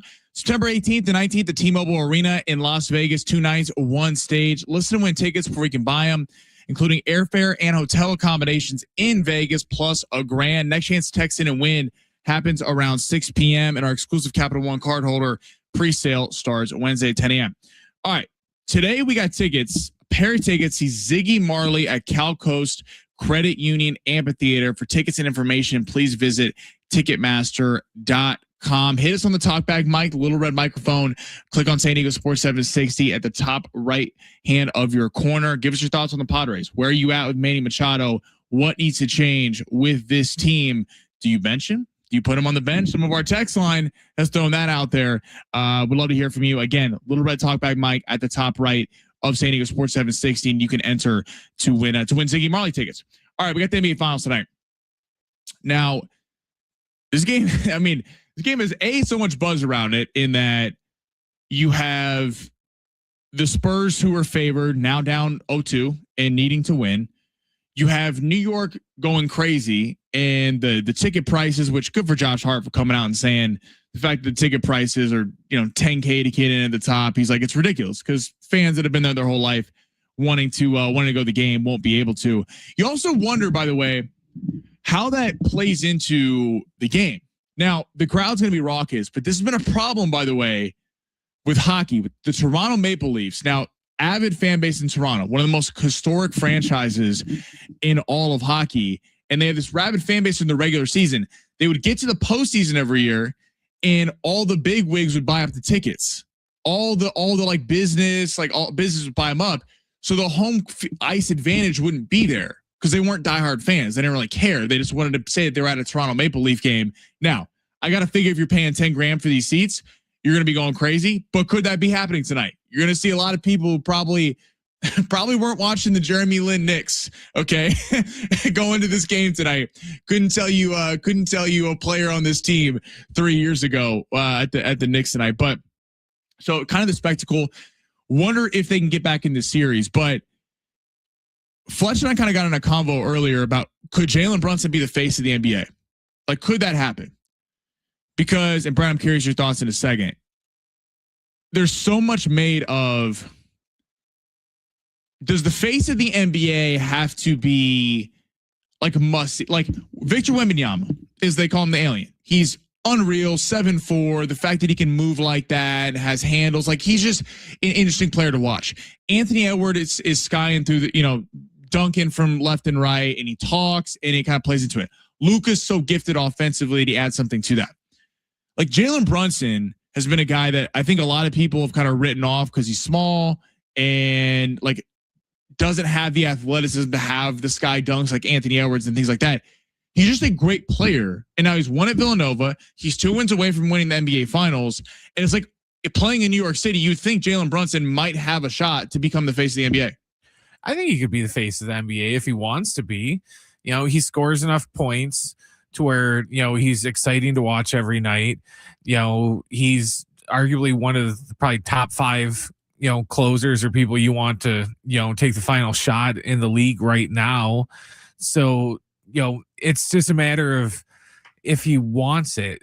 He's a lot like SGA in a ways to where he's just there to play. He doesn't really want anything to do with a lot of the other stuff. You don't see him in a lot of commercials, which is, considering it's New York, you'd think he'd be in more commercials and stuff. And I don't know if you saw it. I think it was with Malika Edwards last week when Malika Andrews, when they asked him about he refused to do the pre-finals promotions where they pose and do the corny stuff with the O'Brien trophy. He refused to do it because I guess the first time he sees it, he wants it to be them winning it. And I think it's to that end, I think it's interesting how you would think a lot of the country would be rooting against the Knicks because it's New York. Like you take if you're not a Laker fan, you're probably not rooting for the Lakers. If you're not a Cowboy fan, you're probably not rooting for the Cowboys. Same applies in New York. But the fact that this team has come together they're all being cast offs. Like Mikal Bridges was cast off from Brooklyn. OG Anunoby came for a bunch of picks. Karl Anthony Towns was not wanted by the Timberwolves, by Anthony Edwards, to be his number 2 running mate. They said they couldn't get over the top in the West. Jalen Brunson wasn't wanted by the Dallas Mavericks. They thought that they couldn't pair him with Luka. Now they traded him, they let him walk, and they traded Luka. But like all these guys, Josh Hart, let go by the Lakers. All these dudes in this Knicks team were like let go or overlooked at other spots. And I wonder how we change that in the future, because the Spurs are the exact opposite. They were drafted. Wemby, Castle, Harper, Vassell, Keldon Johnson, all these guys outside of De'Aaron Fox and Harrison Barnes were drafted by the Spurs.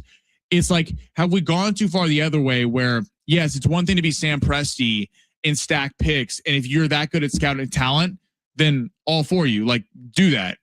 But the Knicks have also assembled a roster of other team scraps who other teams could have built off of. And yet they haven't, and now the Knicks are in the NBA Finals.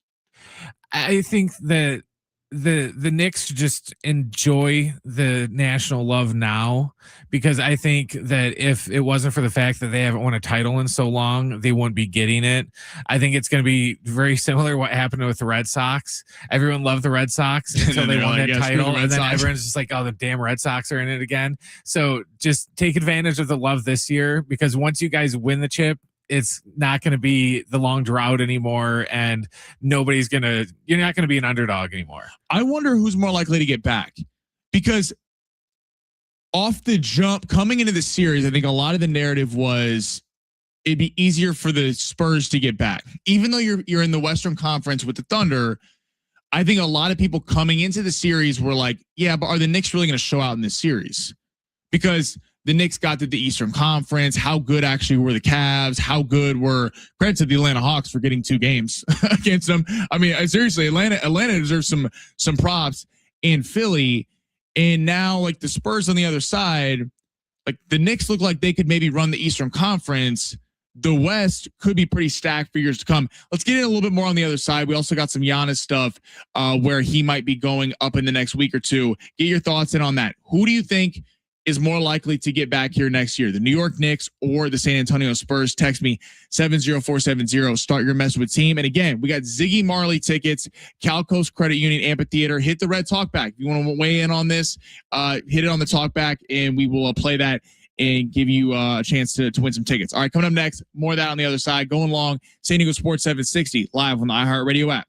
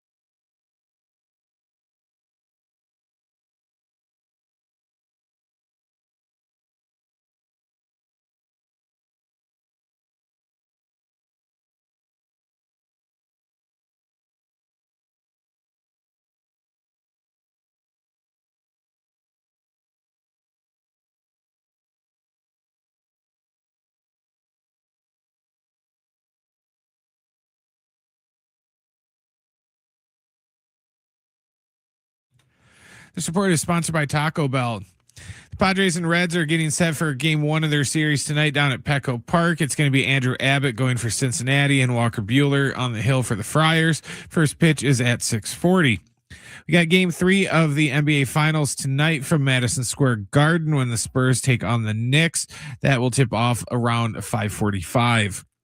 Taco Bell's Lux boxes, choose a $5, $7, or $9 box. Now with the shredded beef dipping taco, limited time at participating stores while supplies last.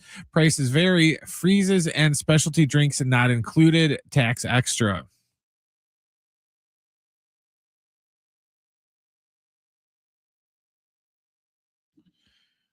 Brent, the Chiefs signed L'Jarius Sneed to a 1-year, $5 million deal. I'm not going to do 15 minutes on it. I'm just saying I could. Okay. I just want to let everyone know that. Most exciting part of my day today. But the NBA Finals we were getting to on in the previous segment kind of got us kicking around, kind of got me thinking about what team is more likely to get back here, the Spurs or the Knicks. And again, I think coming into the NBA playoffs, you had the Knicks. I think where a lot of people thought of, well, the Sixers took out the Celtics and no Halliburton this year.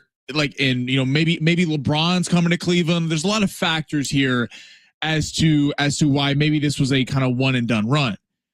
And everyone, especially after they beat the Thunder, the Spurs beat the Thunder, everyone was like, oh, this team already took down the Thunder. No one expected them to do it this year.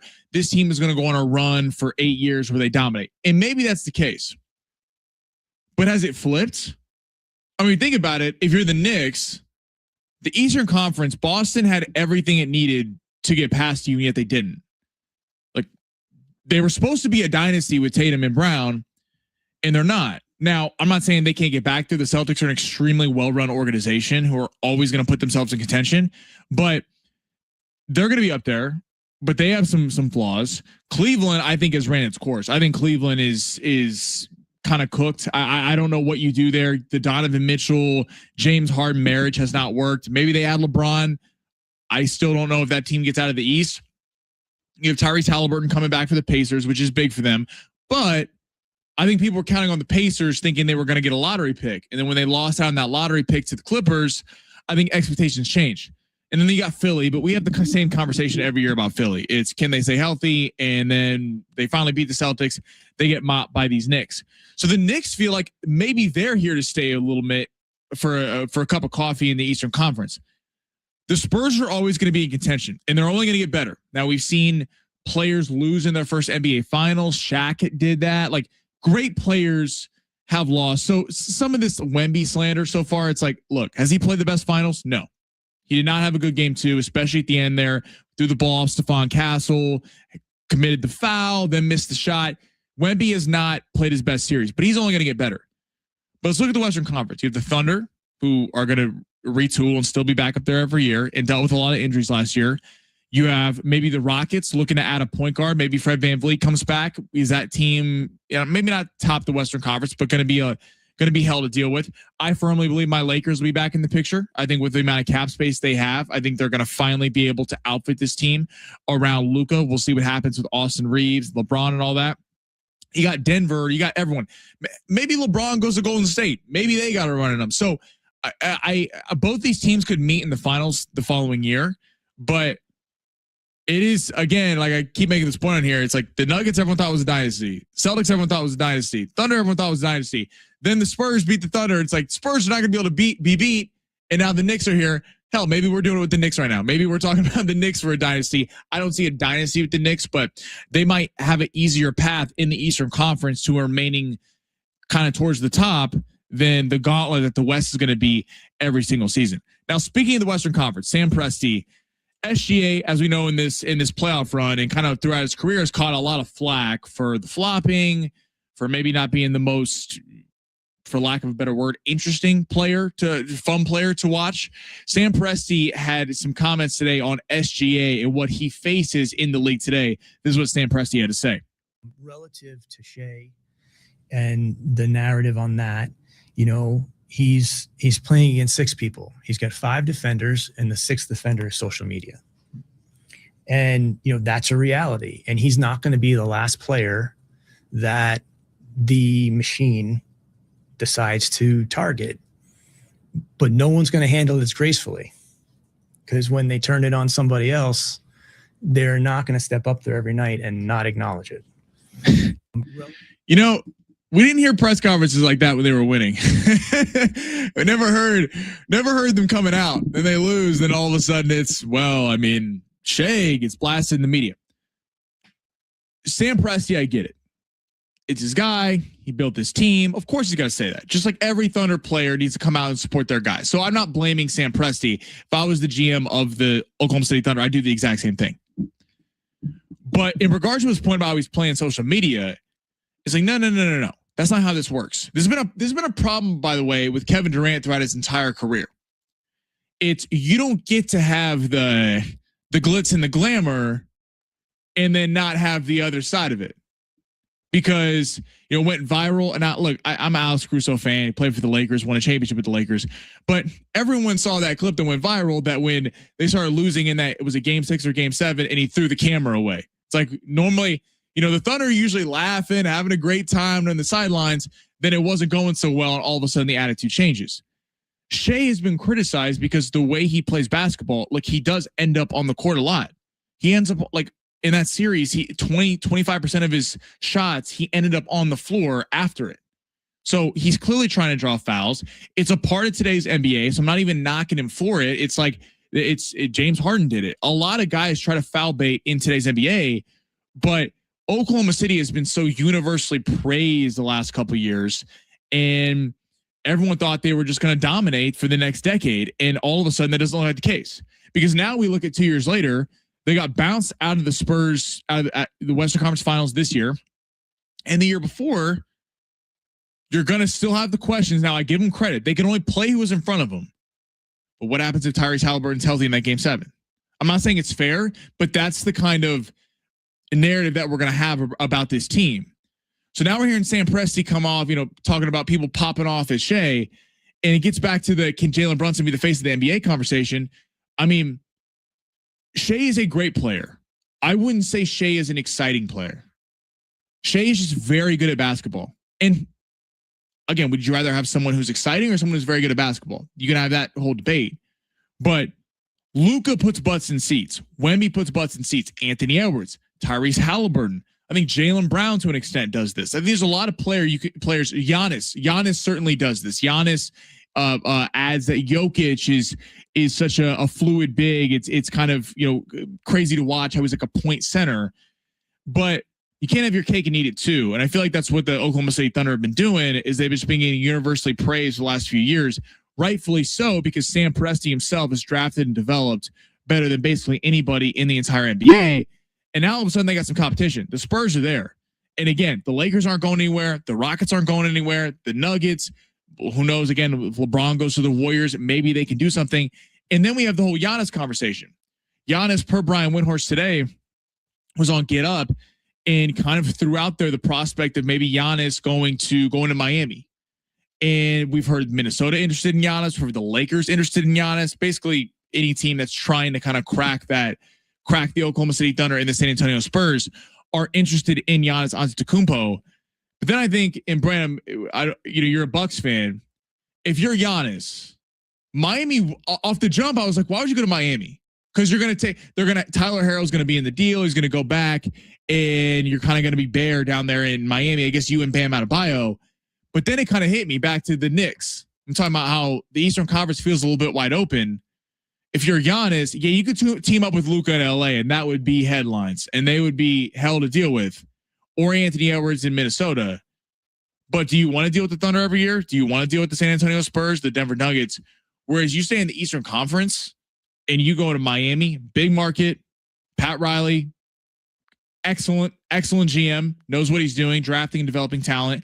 And you look at the East, you're like, wait, we only have to get through the Knicks. Not a shot to the Knicks, but I don't think the Knicks pose as some juggernaut for years to come. This feels like kind of a team of destiny right now.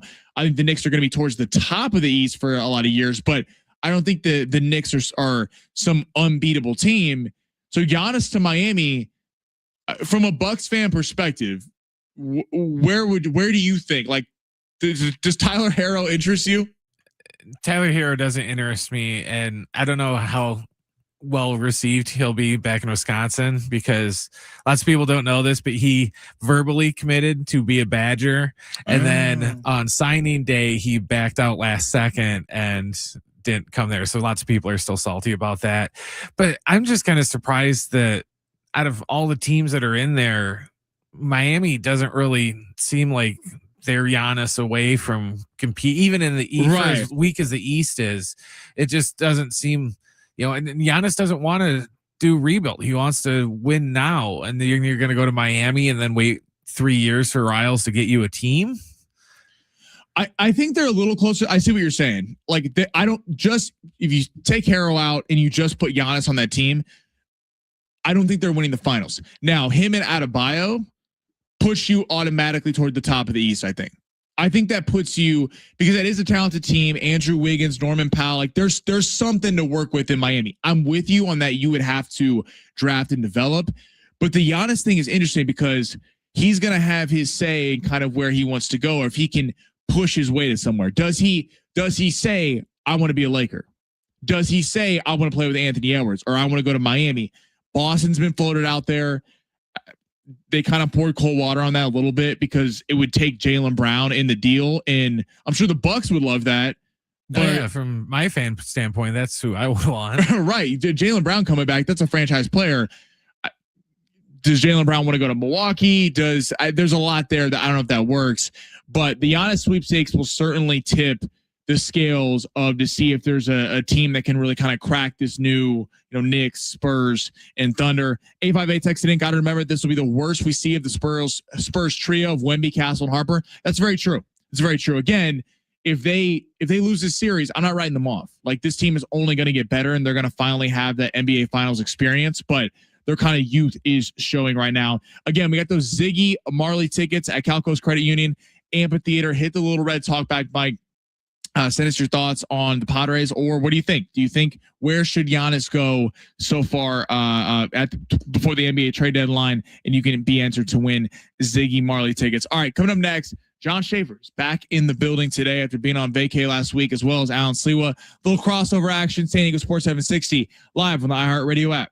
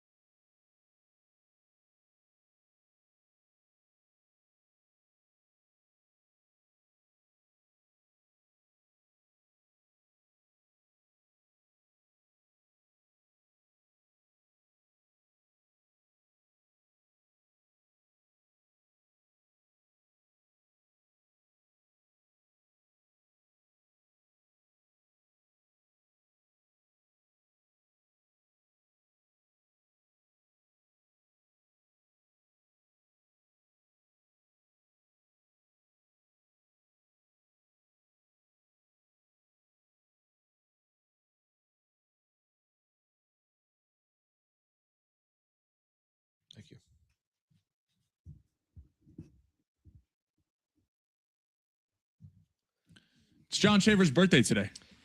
That's Happy why birthday, Shaver. I appreciate you birthday, guys. buddy. You Happy don't need birthday to to you, sing. man. That's why I came back. So I went away for a week. Yeah. Under the premise was I can go away for a week and then I'll come back on my birthday, which is basically like a vacation day. Right. It's fun. And then you're into the week, and then like maybe tomorrow I'll take off again.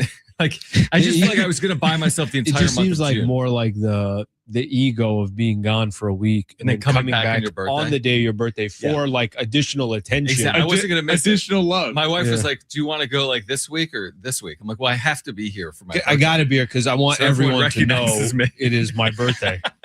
That was the theory. When's your birthday? Yours coming up there too, right? It's Saturday. Saturday. It's Saturday. Yeah. You know, you have such wow. Okay, this is now. We just walked by a TV. Brent walked by us, and Brent said happy birthday to you, and you said, "Oh yeah, it's my birthday today." Yep. And I'm like, "Oh my god, I didn't even realize that." And I look at the Neither did TV because we have these TVs that are across. If a partner everyone. If comes you work in, at iHeart, your birthday's up partner there. comes in or they put up the birthday. It literally says John Schaefer. It says 6'8". Yep. And then it says Sammy Long next. That's I didn't see right. the day. You didn't bother looking at that part. You just saw your I name. was singularly focused on my name. I should go back out there and take a photo of it, but I'm going to zoom in. I'm going to. I was going to black crop out. it. Just crop out. Crop out the Sammy Sammy Long. part. Put an X through it. Oh, that's funny. How was the trip? Trip was good. It was long. Honestly, I was texting with Alan.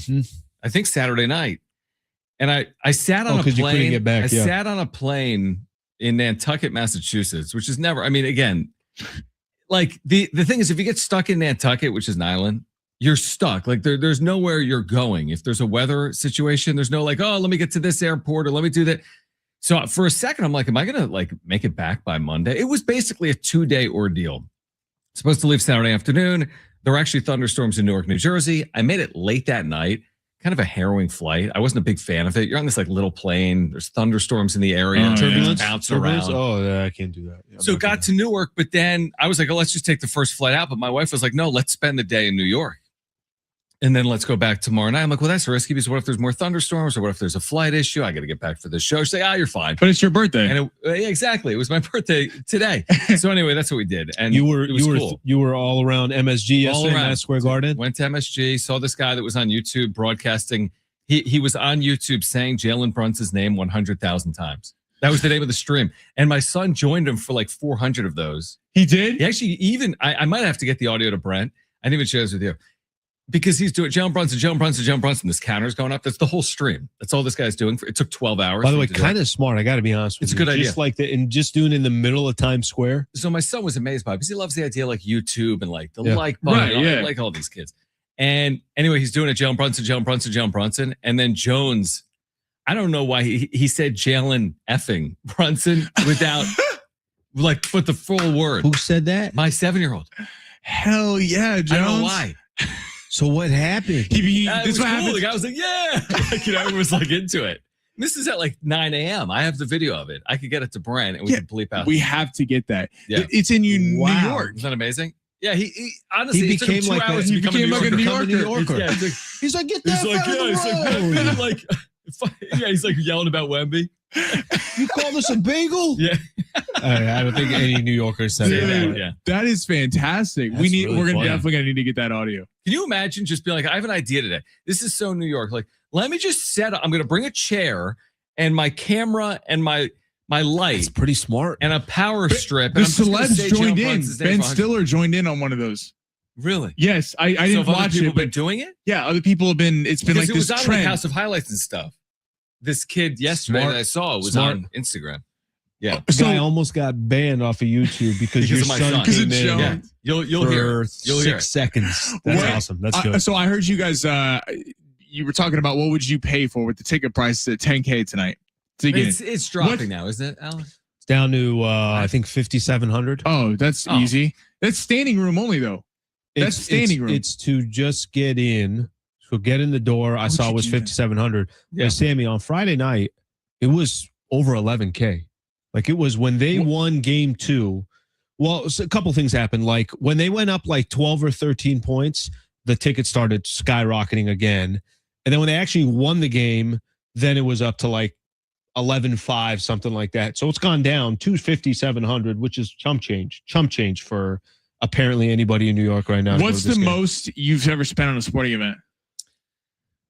Honestly, the most I've ever spent. Me and Alan we have a very interesting trip planned that we haven't yet shared. And nobody is going to believe it. No one's going to believe it's not a believable trip. I'll say this because I'm not going to share yet what we're doing. We're going to do that on air at some point during Schaefer and Slee. Well, maybe today. But it's the most I've ever spent for a ticket to anything, I think. And it's $350. That's the most? I think it is. Wow. Okay. Normally, I'm like, I'll get it. I can get into anything for a couple $100 is my theory. And if I can't, I'm not going. When are we announcing this? I'm curious. I don't know. Stay tuned. Are we going to stay tuned sometime during the show? All week to every long. minute of the show. Send us a talk. This better be a good announcement. Send us a talk back. What do you think we're doing? You don't have to send us a talk back. The Del Bar Fair. No, just send us a talk back congratulating me on my birthday. There it is. Yes. There it is. Yes. Give John Schaefer a happy birthday wishes. It's not to talk about the Padres losing 11 of 13. That's a different vibe. I'm trying to think here. Have I spent? Yeah. Who's like seriously? Like probably the most I've spent, and I can't even. Nothing comes to mind. I bought this might be somewhere in that range. Rose Bowl tickets. Okay. Yeah. I've been to 3 Rose Bowls. I've never spent more than $350. Really? Yeah, but I think I'm under that. I don't think I spent $350. I say in the Rose 2 to 3. Yeah, that's funny because the Rose Bowl is also something that's a bucket list where people will go if they don't care about the teams. Like I just want to go to the Rose Bowl. Absolutely, it's so iconic. Yeah, that's what this college football playoff has done for me. I've gone to the first 2 playoff games at the Rose Bowl. Got to see these unbelievable programs. Did you like the playoff idea? And both games were complete blowouts. People were leaving at halftime. Yeah, 2014 playoff incoming. What's on the show today? Kevin AC, 5 p.m. John Sadak, longtime friend, TV voice of the Reds. Reds are in town. Will Jonas at 4 p.m. And the Padres. What? I'm good. Get a hit. Manny Machado doesn't like analytics, guys. Don't bring up stats around him. Does he like just hitting? No, he does not like hitting. All right, these boys are on the other side. Happy birthday. Appreciate you, I'll be back tomorrow at 12. Keep listening to these guys.